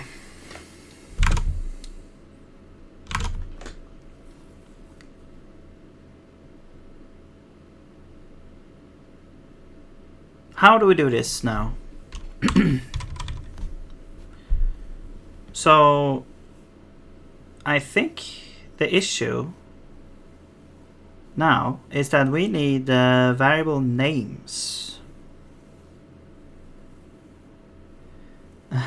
Too many dots in Zig. Yeah, there's a lot of dots. I was very unused to that as well, like first. Unused, that's weird. That's like Swinglish. That's sweet. I'm trying to use a Swedish term in English. It's like, well, okay, used is, you know, means that you're used to something, right? So unused means that you're not used to it. That's what I tried to do. Can you say that? Actually, maybe that's a real thing. Because that's a common thing in Swedish. Is you just put the prefix that means negative before, and you can turn anything into the opposite. I mean, you can do that in English, I guess, to a certain extent, but I think it's like more widespread, or more, I guess, I don't know, I'm not a linguist. Anyway, unused. Can you say that, by the way? Can you say unused? Now I'm interested. Unused. Is unused a word? I mean, it means that it's not been used, but that's not what I mean. Not familiar with or accustomed to. Okay, unused. Okay, yeah. Sorry, it just sounded weird when I said it, but now it's obvious to me when I read that it's actually my brain did a weird thing. Because I was thinking in Swedish as well. Okay, anyway. They're very closely related. Anyway, but yeah.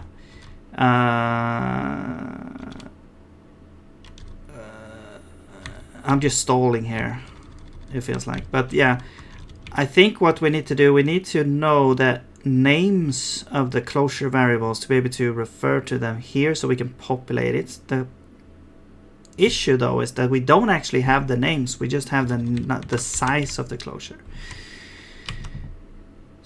So maybe we actually need to save all the names as well. We need to save like the whole closure binding maybe.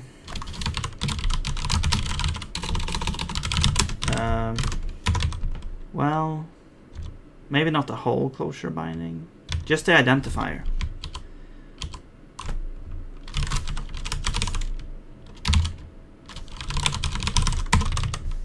So it's just going to be a static list of identifiers.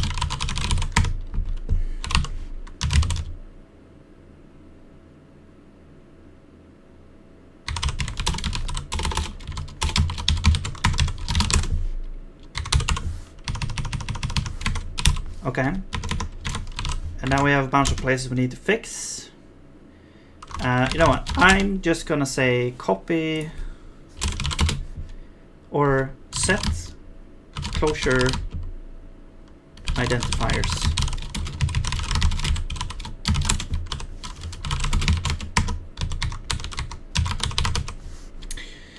And it's basically gonna do sort of this. But it's going to be like closure identifiers equals get frame closure items. It's not really going to be that. I'm going to have to allocate a list.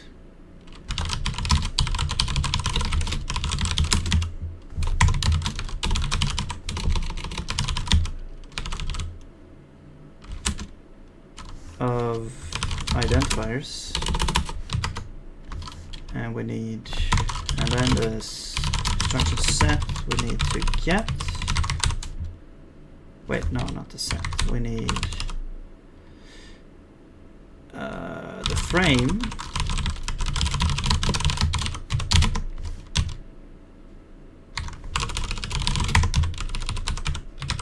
so that's gonna be frame closure items length.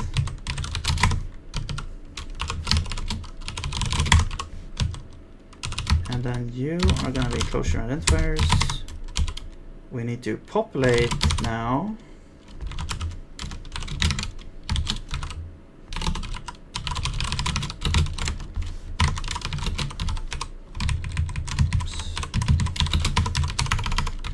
So identifier equals frame closure items identifier.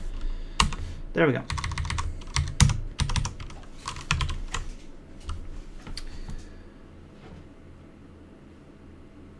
Can you scope captured values in Runic?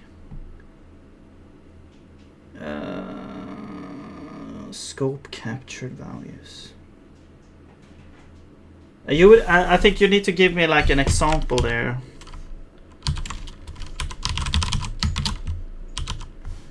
Good work. Thank you. Yeah, sorry, I can't pronounce your name. There's a lot of names out here I can't pronounce. Jeremy, I can't pronounce that. Hello. Instead of 4 candles, try four candles. 4 candles. Good one. There we go. We basically just have to replace all of these with this.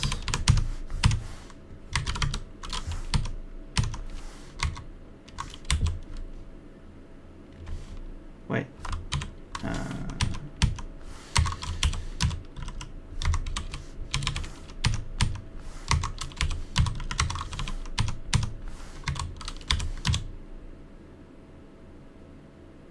Yeah.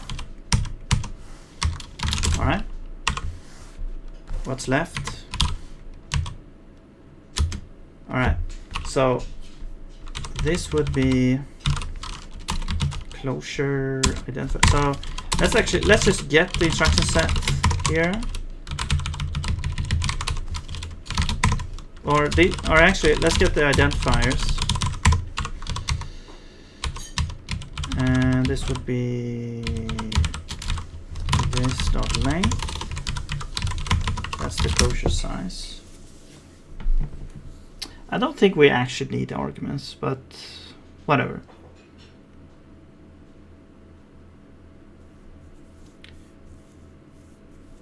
Classic gang of two run is design pattern. I'm not sure what that means.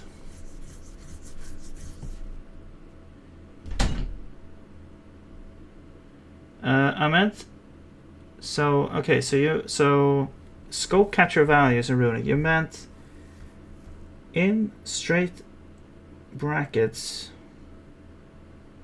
ampersand x for lambda function C++ passes x as a reference to lambda. Yeah, so it's automatic. It's automatically doing that sort of.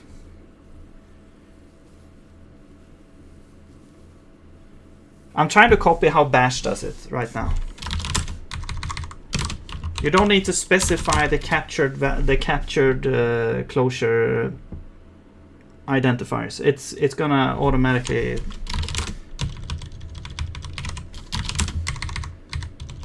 do it. I already have like the automatic stuff working. It's just that for function calls, it's the last, or maybe not last place, but it's one of the places where I need to pass it in as well to the function call as well, because it's a little bit different. The other place that I would think about that I need to do stuff is the for loops, which I haven't implemented yet in the IR version.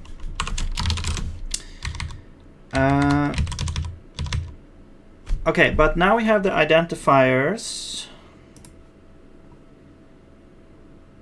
So I'm gonna say that the arguments are first.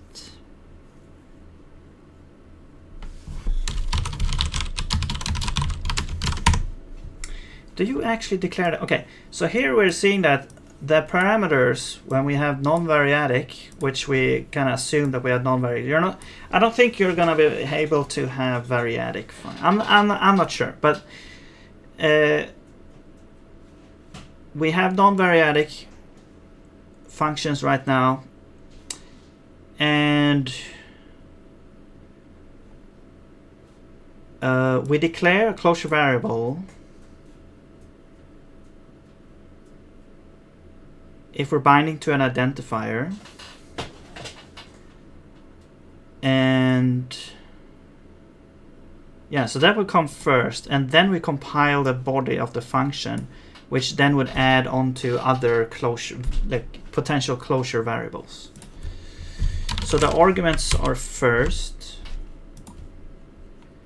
okay, and then we need to go through the closure identifiers, and they should come in order. So we're just gonna do this.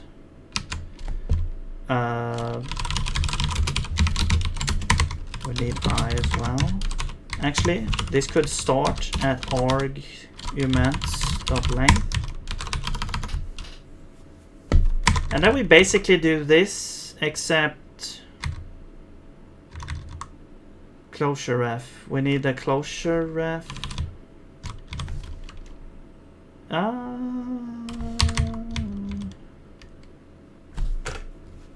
Okay, so this here we need to copy how we're doing it in the other closures. Compile closure initialization. We are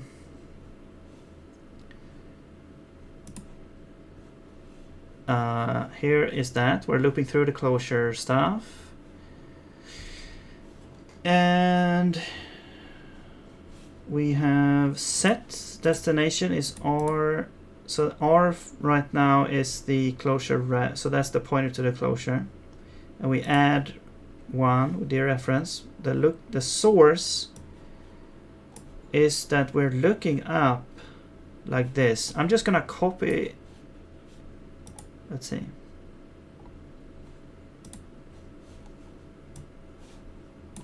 I'm copying this.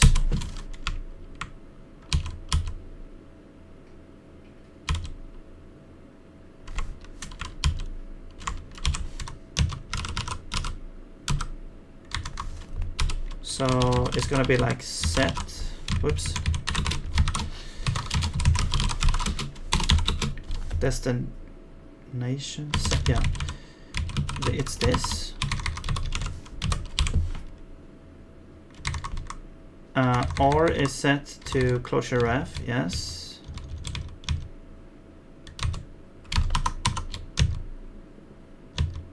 And then the value is going to be this.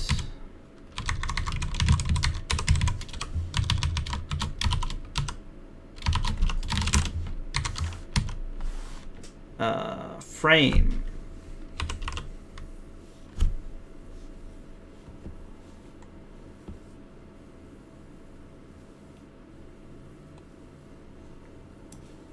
No, we don't need the frame because we have the identifier. So that, yeah, we can just do this. Oh, shoot. What is this?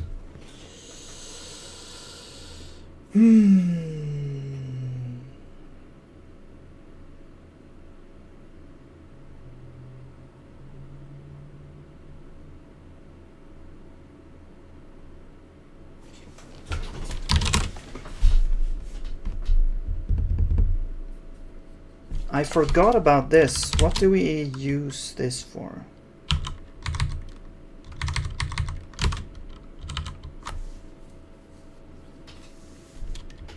The lookup. Ah, it's where we start the depth.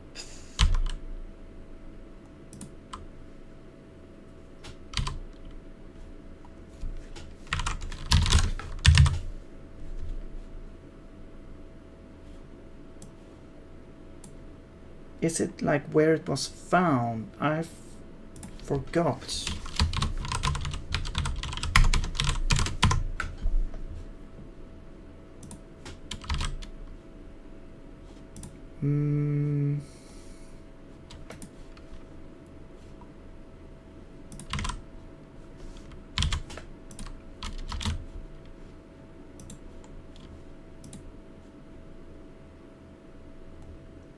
Right. Okay, it's if we're trying to, I think it's where we're trying to declare a closure in an outer depth.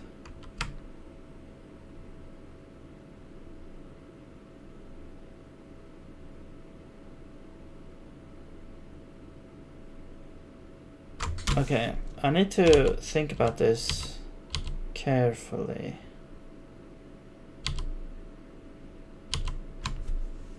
So what would this be?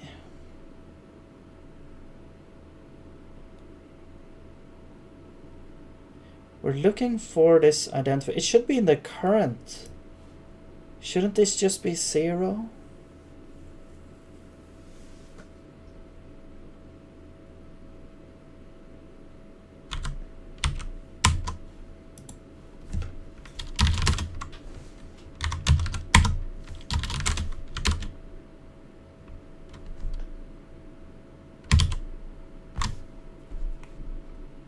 I think it's always 0.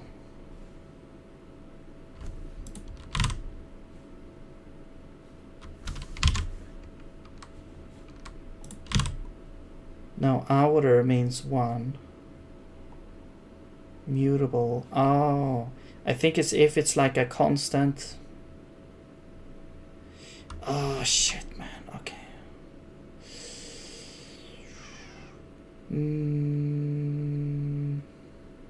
But these ones are never... No, they could be constants, I guess.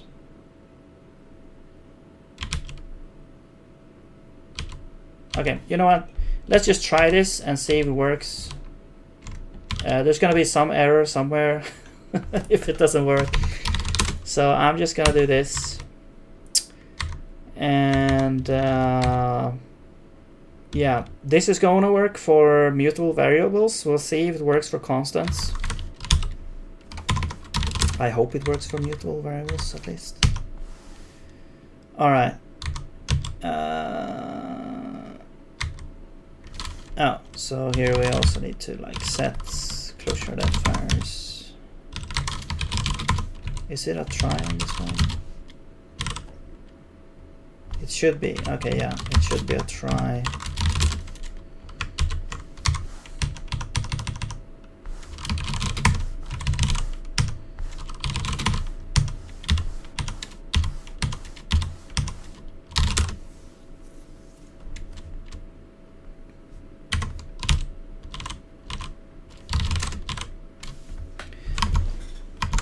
Okay, moment of truth.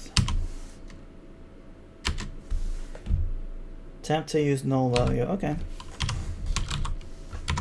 Okay, so it already fails in compilation. This was null. Not great.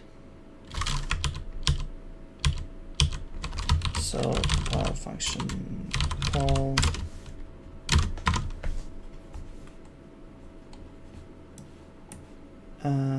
It did not find the name.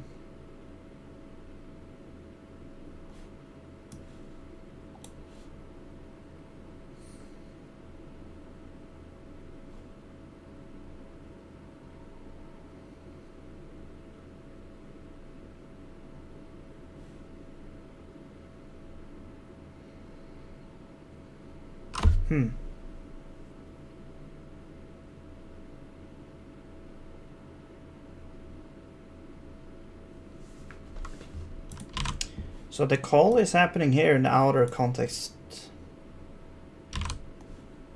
Shallow is true, which means it has to exist in the current context.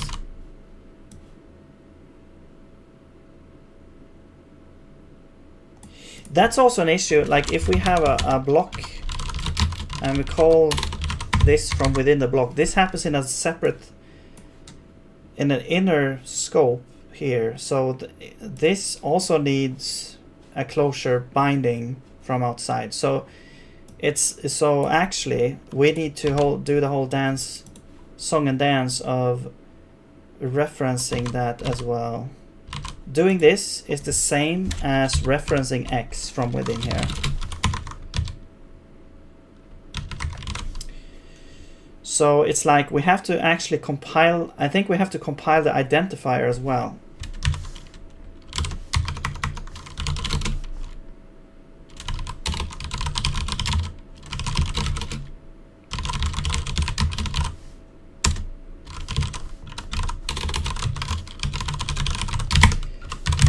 And what that will do, it will actually hook up, if it's found in the shallow scope, it will just use it directly. If it's not, it will actually hook up the closure stuff for us to make it available.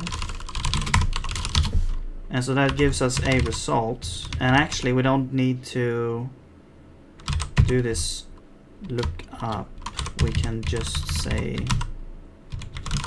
identify results.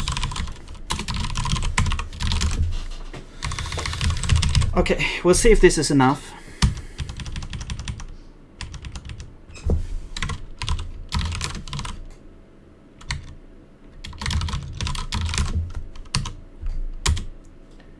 Okay. Seems like we have some binding issue here. Could not the reference value of type slice.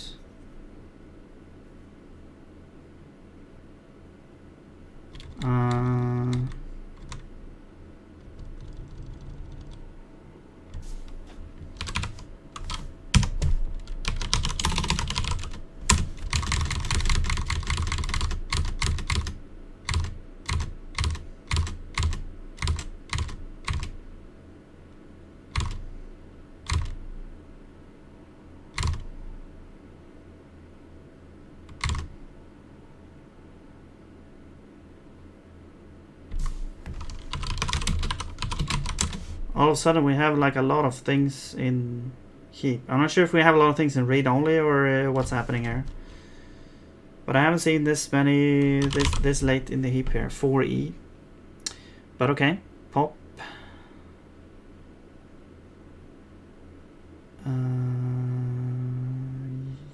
Yes.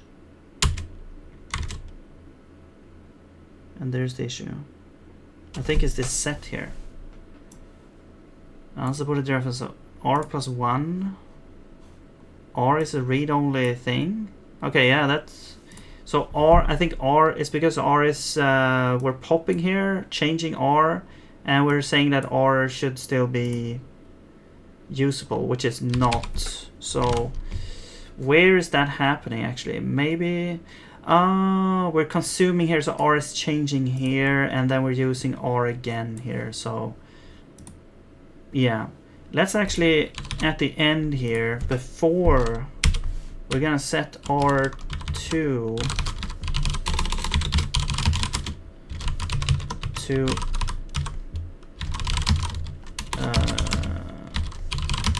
R. So we're saving R in R2, and actually we could just use R2 here.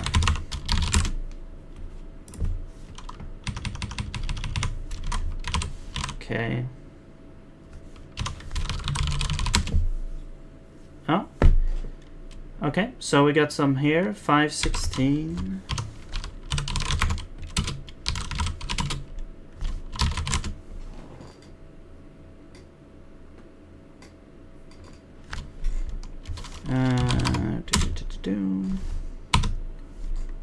Okay.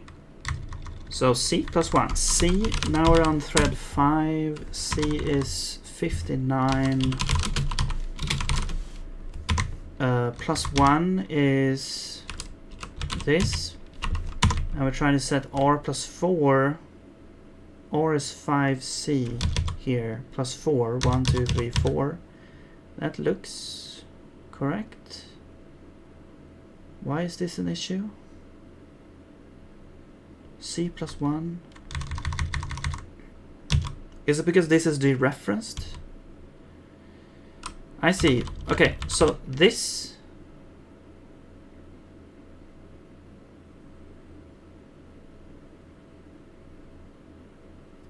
plus 9. What is that?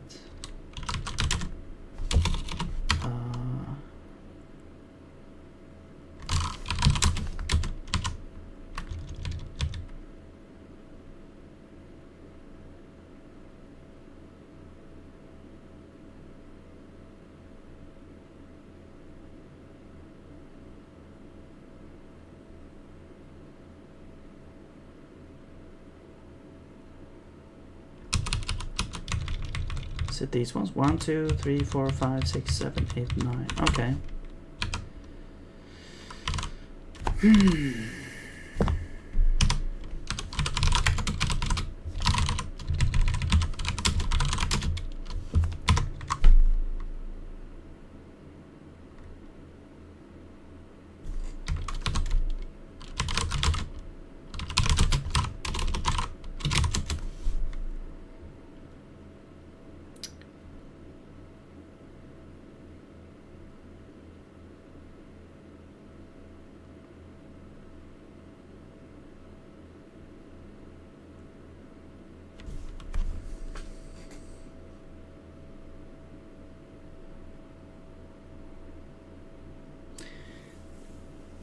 So, okay. It's kind of weird because I think this should have been an issue from before as well. This 5A here is like a constant, you could say. So it shouldn't actually like dereference it. But it might be impossible for us to know if it should dereference or not. Compile identifier. Set R string literal.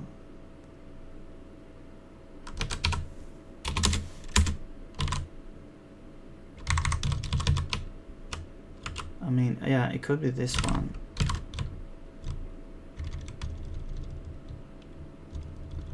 So let's say we didn't find it in the shadow. We're going down here, we're declaring a closure variable.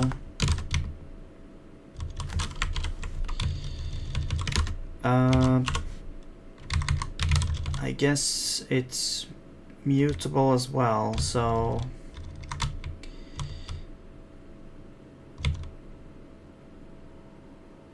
That's the reference.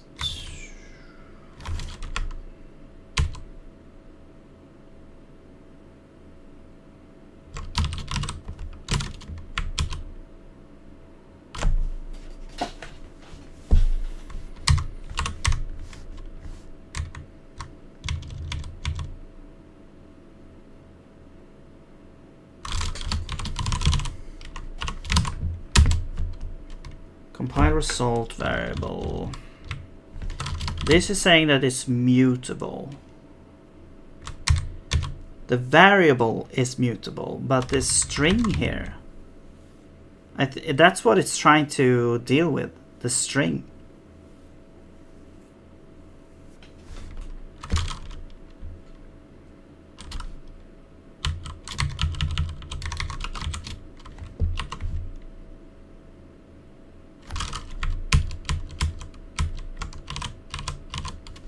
Which is weird.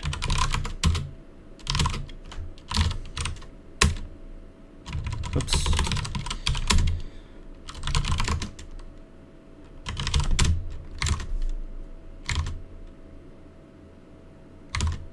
String literal.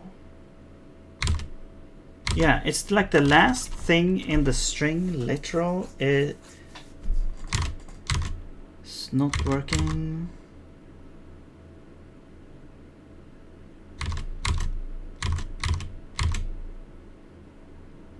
C plus 0.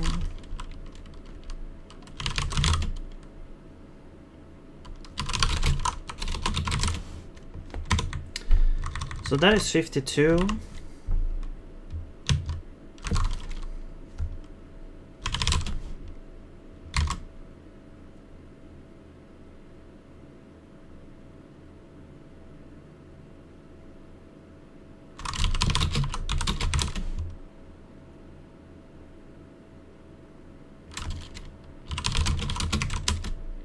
Okay.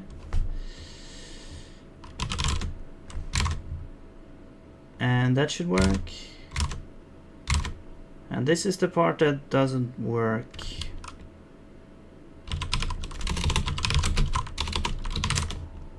Because +4 here.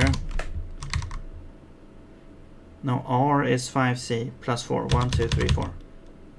No, that's what it sets. Yeah, C plus 1. That's where we are. This sets to this value here.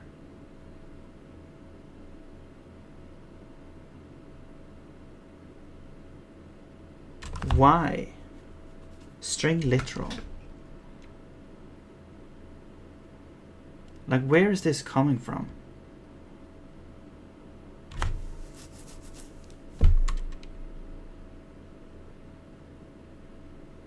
We've got like a string literal with 4 or 5 parts. Is it this one?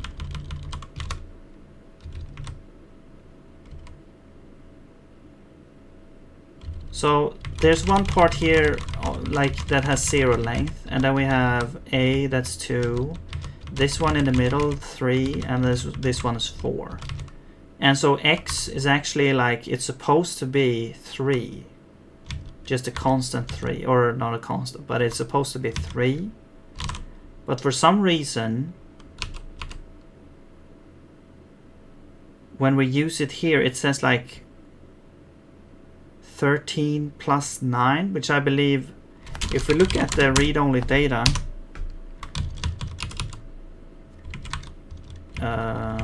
13 plus 9.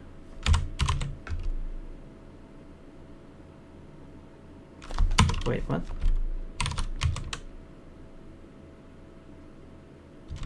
I would assume it's one of these. What, like 9?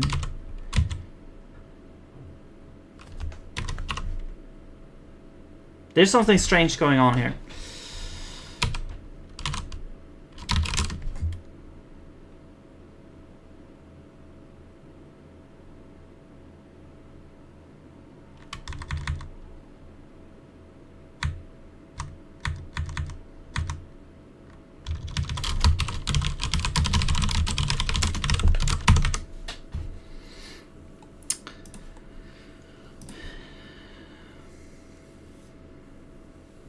You know what? I'm gonna try this. I'm gonna go interpolation. Okay. Echo 3. Okay, that works. What about this? That also works. Okay. What the hell? But we don't get a bunch of weird results here because maybe because we're not doing this, I guess. Maybe, I don't know.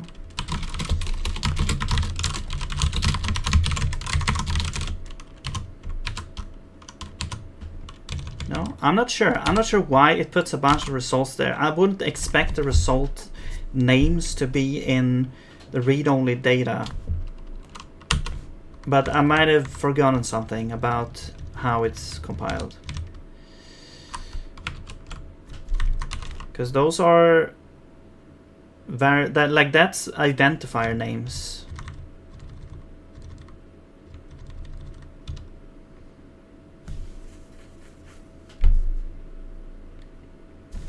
I am confused.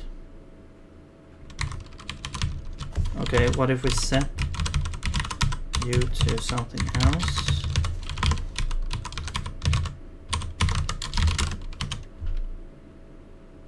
That also works.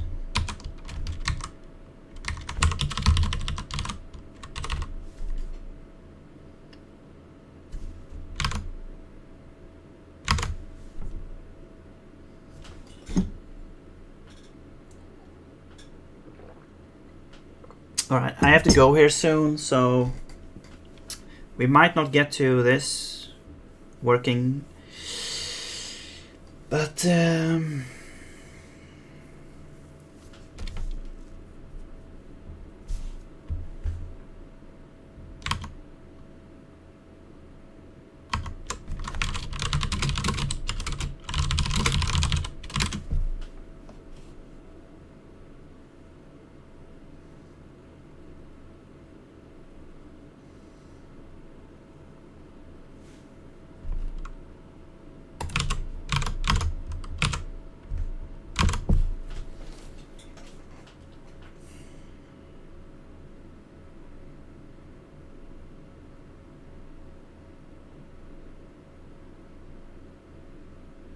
okay, my brain is currently resetting a little bit. Please be patient.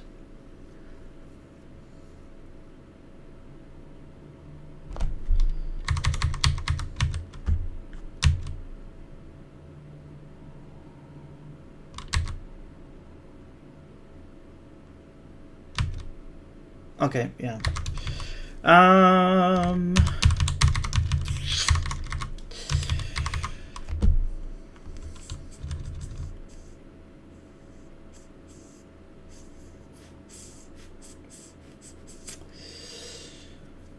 Hello, Quake. I'm gonna call it Quake.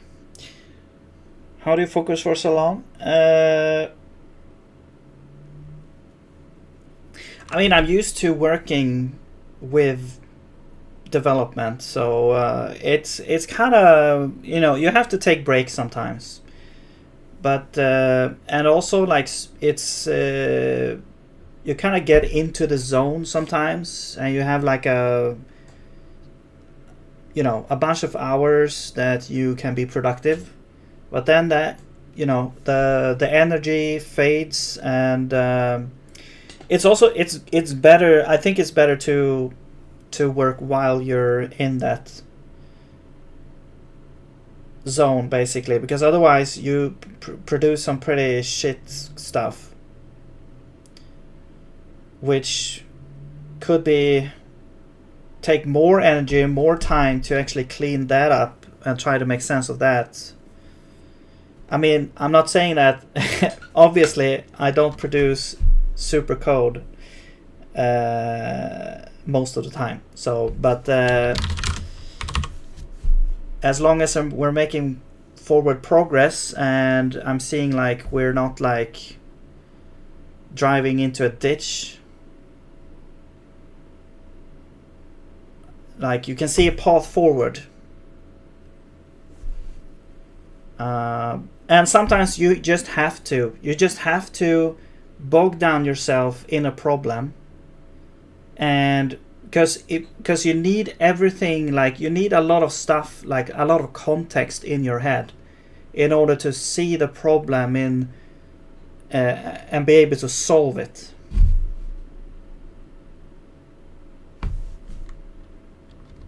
And the more you program, the more you develop, the more things you can kind of try to keep in your head. I think the brain gets more efficient in like being able to see the problem and solving it over time as you practice and you know, get used to doing it.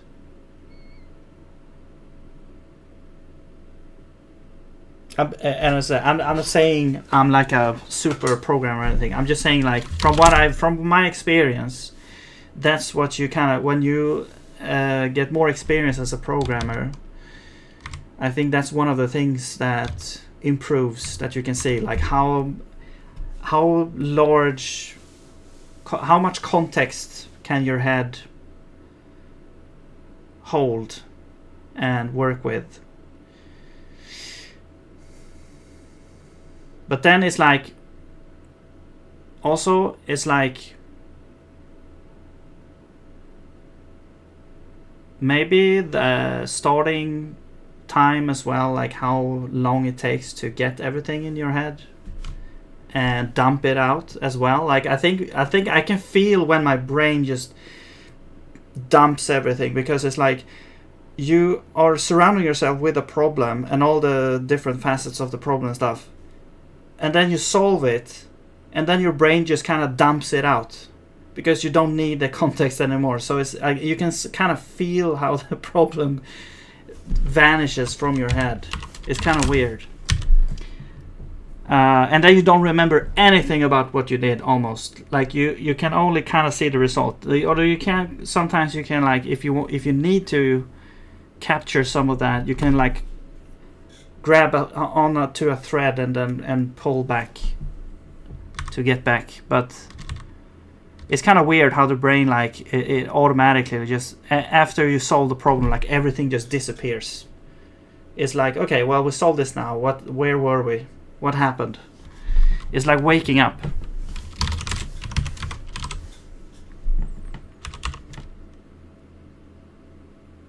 But yeah, you do have to, to solve these weird, complex problems, you have to kind of surround yourself with everything. Sometimes you just have to stare at the screen a little bit to make your brain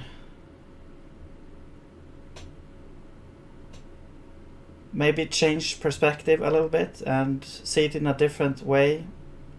Find a different solution than what you were thinking at the first. Oftentimes, what you're thinking of a solution first is not the actual solution. You will come up with the solution during the process.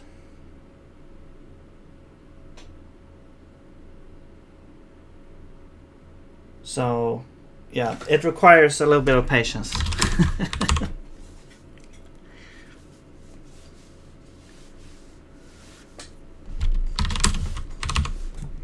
And also, I just think it's fun as well. That helps. It's not infinite energy, but it helps.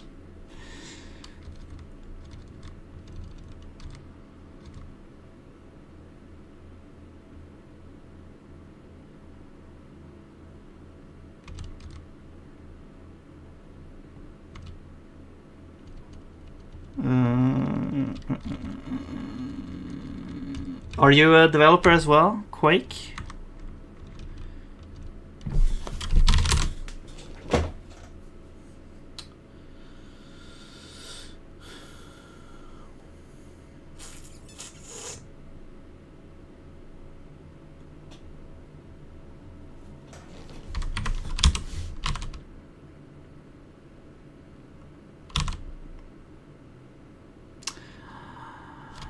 And for this one, it's like I just don't understand what's going on. So I need more information. I need to add more information here. So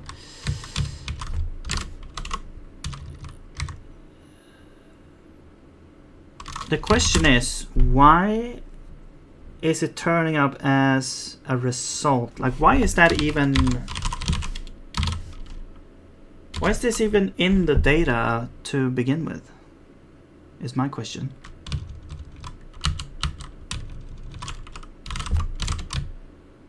Compile identifier binding.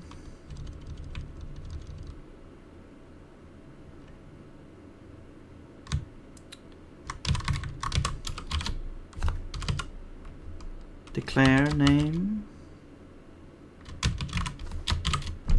Yeah, that's just declaring the name.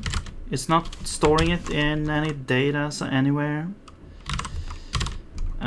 You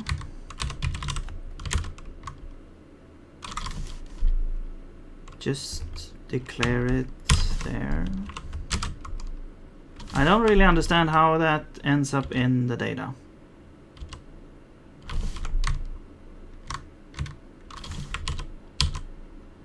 Okay, so what if we go back to the function call?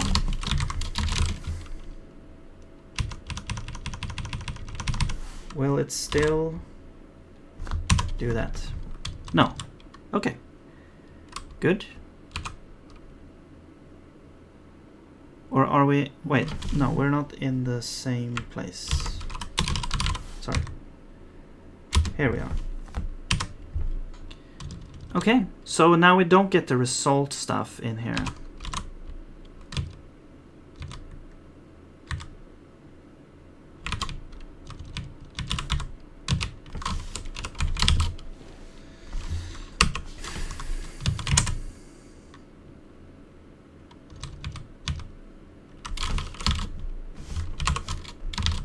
What if we only do this?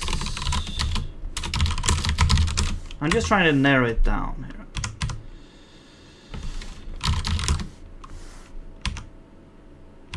Oh my god, come on. I just want to test it, please, Zig. Now we get it. So compile identifier actually adds these to the read-only data, which is weird. And it seems to only happen if we're using functions. So what if we don't call? It doesn't compile the things, okay? It only compiles.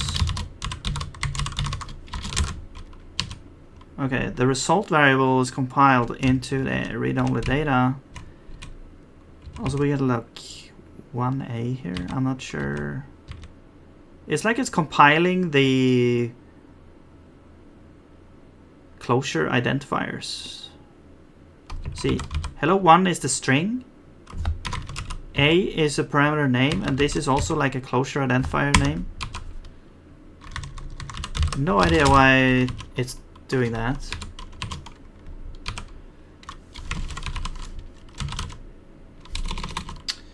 Interpolation. Here it doesn't do that.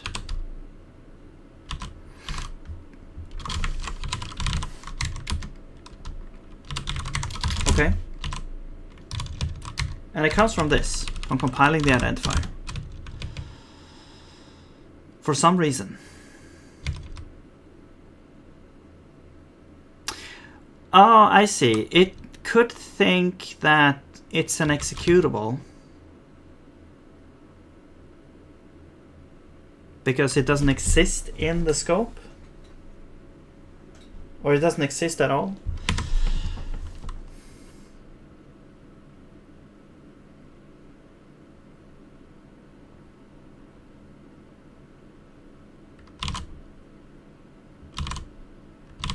Also, I just realized something. The result variable is not supposed to be...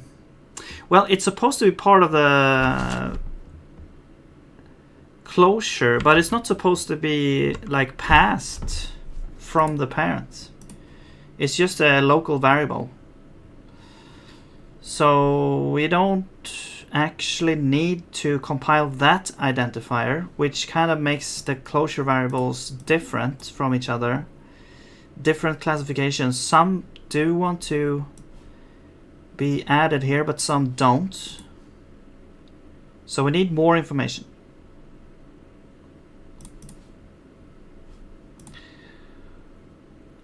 Man, I think maybe we could do like, if the identifier is found, we will, yeah, okay.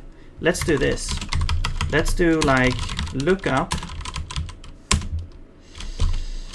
identifier name options shallow is false.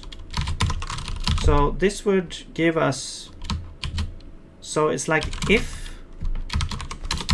this is not found, that means it's like an internal identifier. It's not an identifier we need to populate. So I'm gonna continue with that. I'm gonna skip that. Okay. There we go. Okay. So now we don't get these in here. Good.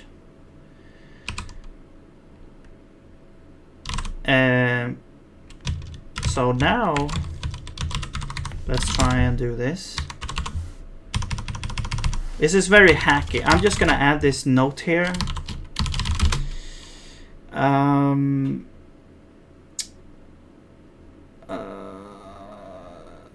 Guard against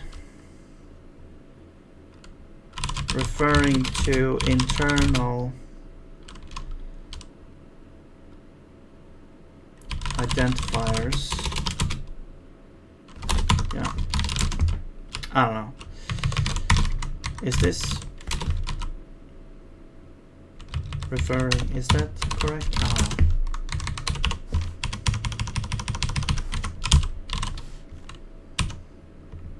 Whoops. Oh, we still get some issue here. Okay. Fair enough. Okay, so yeah, still the same place. All right. I think I know actually. C+1. Yeah, that is. It's a collision there. C+1 is referring to X. Okay, I think I know what the issue is. I think I know. There's like a mismatch on the closure relative address there.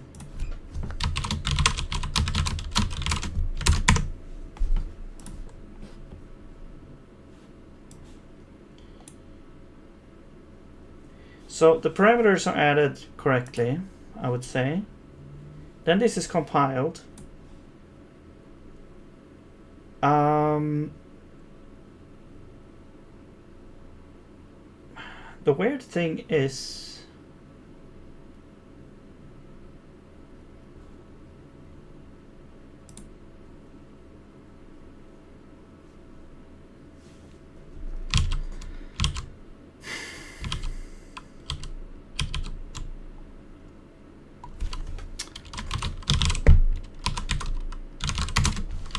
and that this is compiled, and we have this this result variable identifier, which is compiled with, it's stored as a, somewhere here it's stored as a some kind of closure variable. I think it's this, yeah. But it should be assigned, the thing is, it should be assigned like a location that is unique for it, okay? So let's assume that we have it, okay? So after this, we should also have like a unique place for the other closure stuff. Where is that actually happening?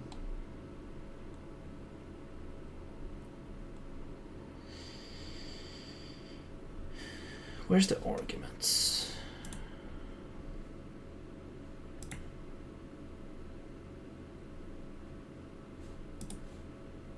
Like right now, I feel like I'm getting to the end of my patience with this one, or the end of my energy levels.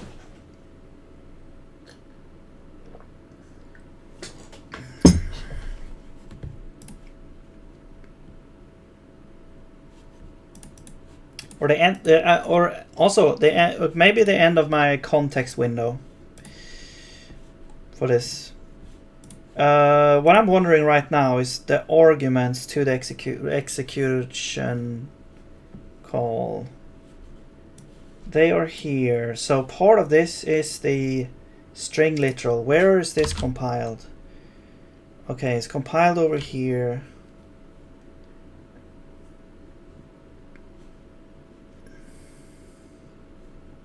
Here, it's compiled here.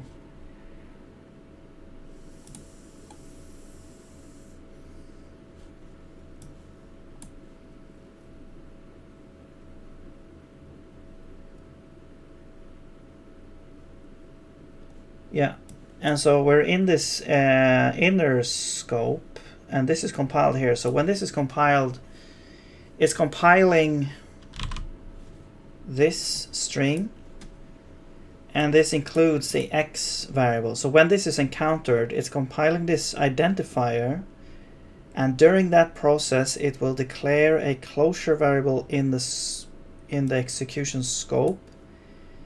And then you have an outer scope, which is the function body, that also says that, okay, well, now we want to find x here. It doesn't find it here. So then this also creates a closure space for x. And then it goes out here and it finds it. Okay, there we go. Now we can hook it up all the way to there. So now this x is referring to the outer scope. Well, they are actually all referring to the same place, which is the pointer to where this is stored. But every scope in between has x now stored with it, because we're passing. Yeah. So that's how that works. The only difference between other types of the same thing, like if we have a block here that refers to x, is that this is executed immediately. This is executed down here. So here's where the place we actually pass in the things we need to the closure. So here's where we need to populate the thing.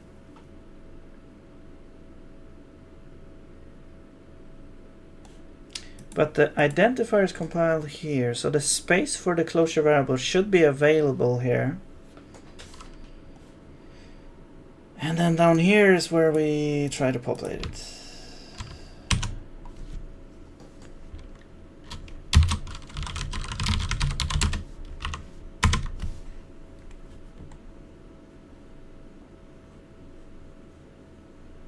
So hello1 is passed into the first argument.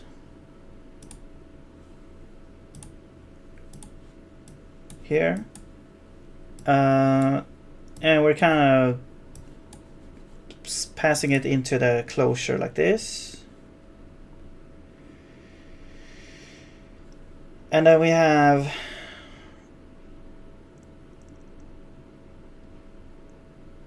compile identifier. I think this is x. C plus 0 plus 3.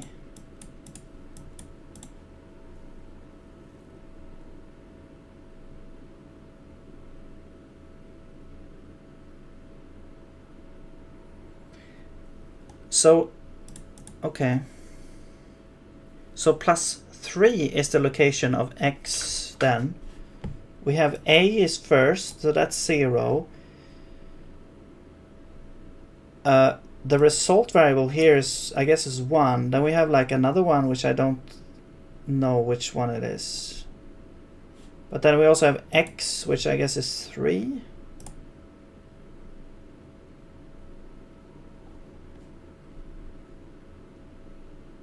Okay, okay. Let's look at this.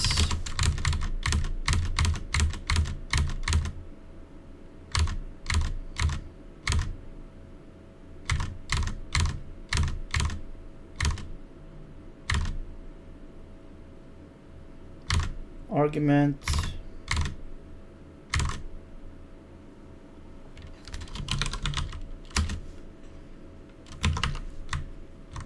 That is that.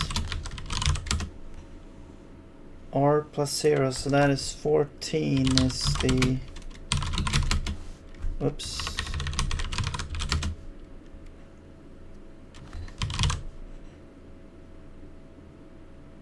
Uh, 14... 18. Okay, yeah. So 14 is the closure. It points to 18, which is over here, which is the second closure. It's the one that has the thing. Okay, yeah, that looks good.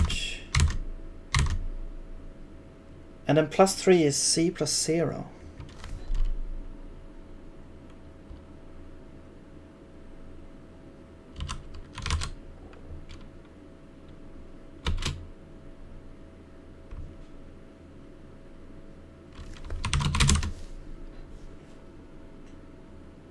Yeah, okay, so 14 now is the closure. Plus 3 is 5.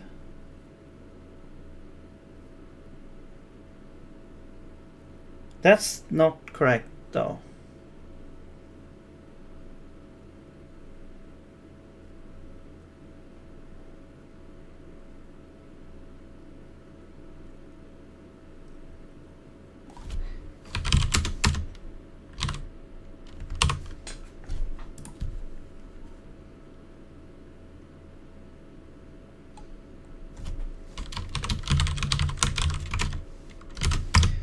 Okay, I think we need to do the same thing as we're doing here. We need to use...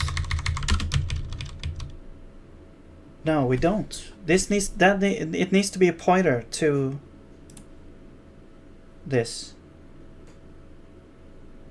It needs to be a pointer to this.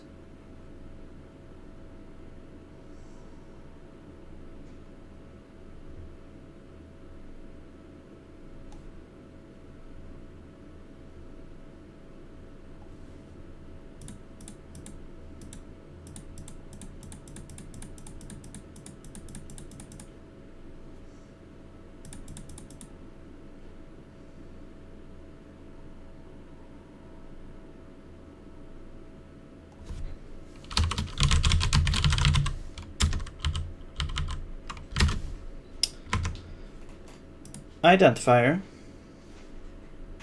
Skip all this. Compile expression. Well, that's gonna be this is gonna be 3, you know. I'm trying to figure out what's happening when we var x equals 3. So the expression is 3. That's just a comp time known value 3. And then we compile the identifier binding. Now this is including is mutable, which is true. So when that happens, we're supposed to store it on the heap as well as a mutable variable. This is false. We are mutable. We're compiling a mutable variable, which we could follow in the comments as well. I'm just gonna double check that. Yeah. Looks correct. Here we're setting something to 3. We're allocating, setting it to 3. Great. The location is a closure location.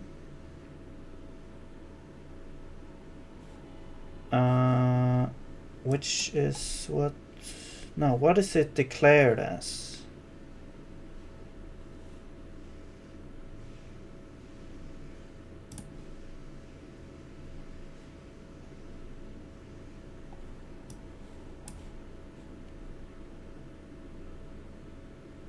Okay, whatever. This is declaring a closure variable. in the so this would happen in the outermost scope. So we have a space for this thing, and I think this is what we're using then. I believe this is the pointer to the thing, and we're setting it. So this is all good. We set the closure location to be the pointer to the thing. Yes. So what is the variable declared as? I guess this is declared as the it's a closure thing.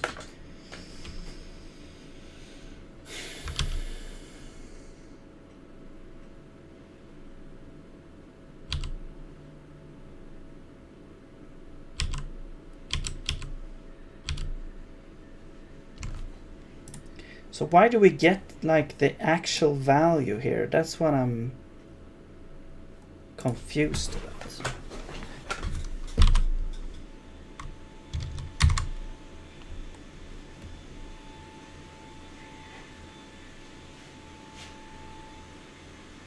Okay, yeah, I really need to go soon here. Or to... And this is the identifier on, so this sets it to this. So I guess it's the dereference that's the issue here. 1 second.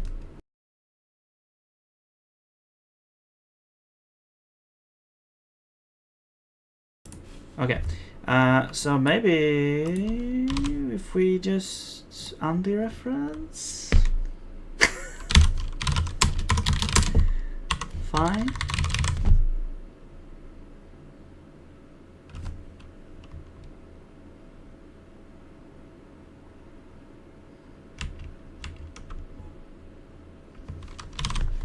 It could be inconsistent. Oh, we still get some. Okay, well, first of all, I want to make sure we don't have some kind of error and everything is built up to date. There we go. Run, we still get an error. Okay, let's see where it is. Feels like we got longer this time. Okay. 7:16. Well, it looks similar.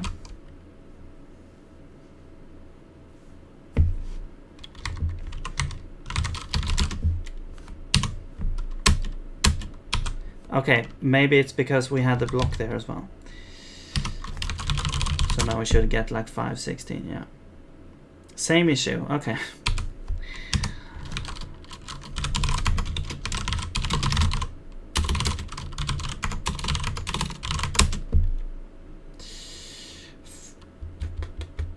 R is 22. Set and then C stack 5 is 1F. C plus 1 is void.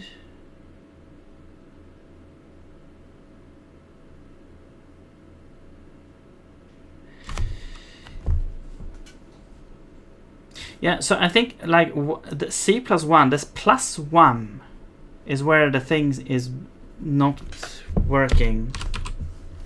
Plus 1. Why do we get plus 1?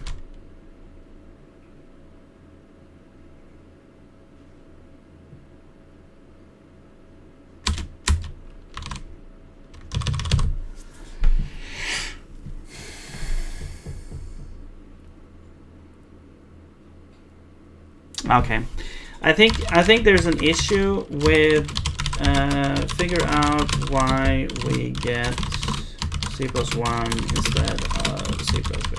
I think there could be some kind of inconsistency in how we pass in this, how it's declared as a closure variable, and how it's like threaded between the scopes. So, but yeah, I really have to go now. So, but yeah, we made a lot of progress. So. The arguments work. It's just the closure is what we're working on now. So yeah, really cool. Trying to get that working, and hopefully we'll get it working next time. So that's gonna be it for me this time. I hope you have a nice day, and I'll see you later.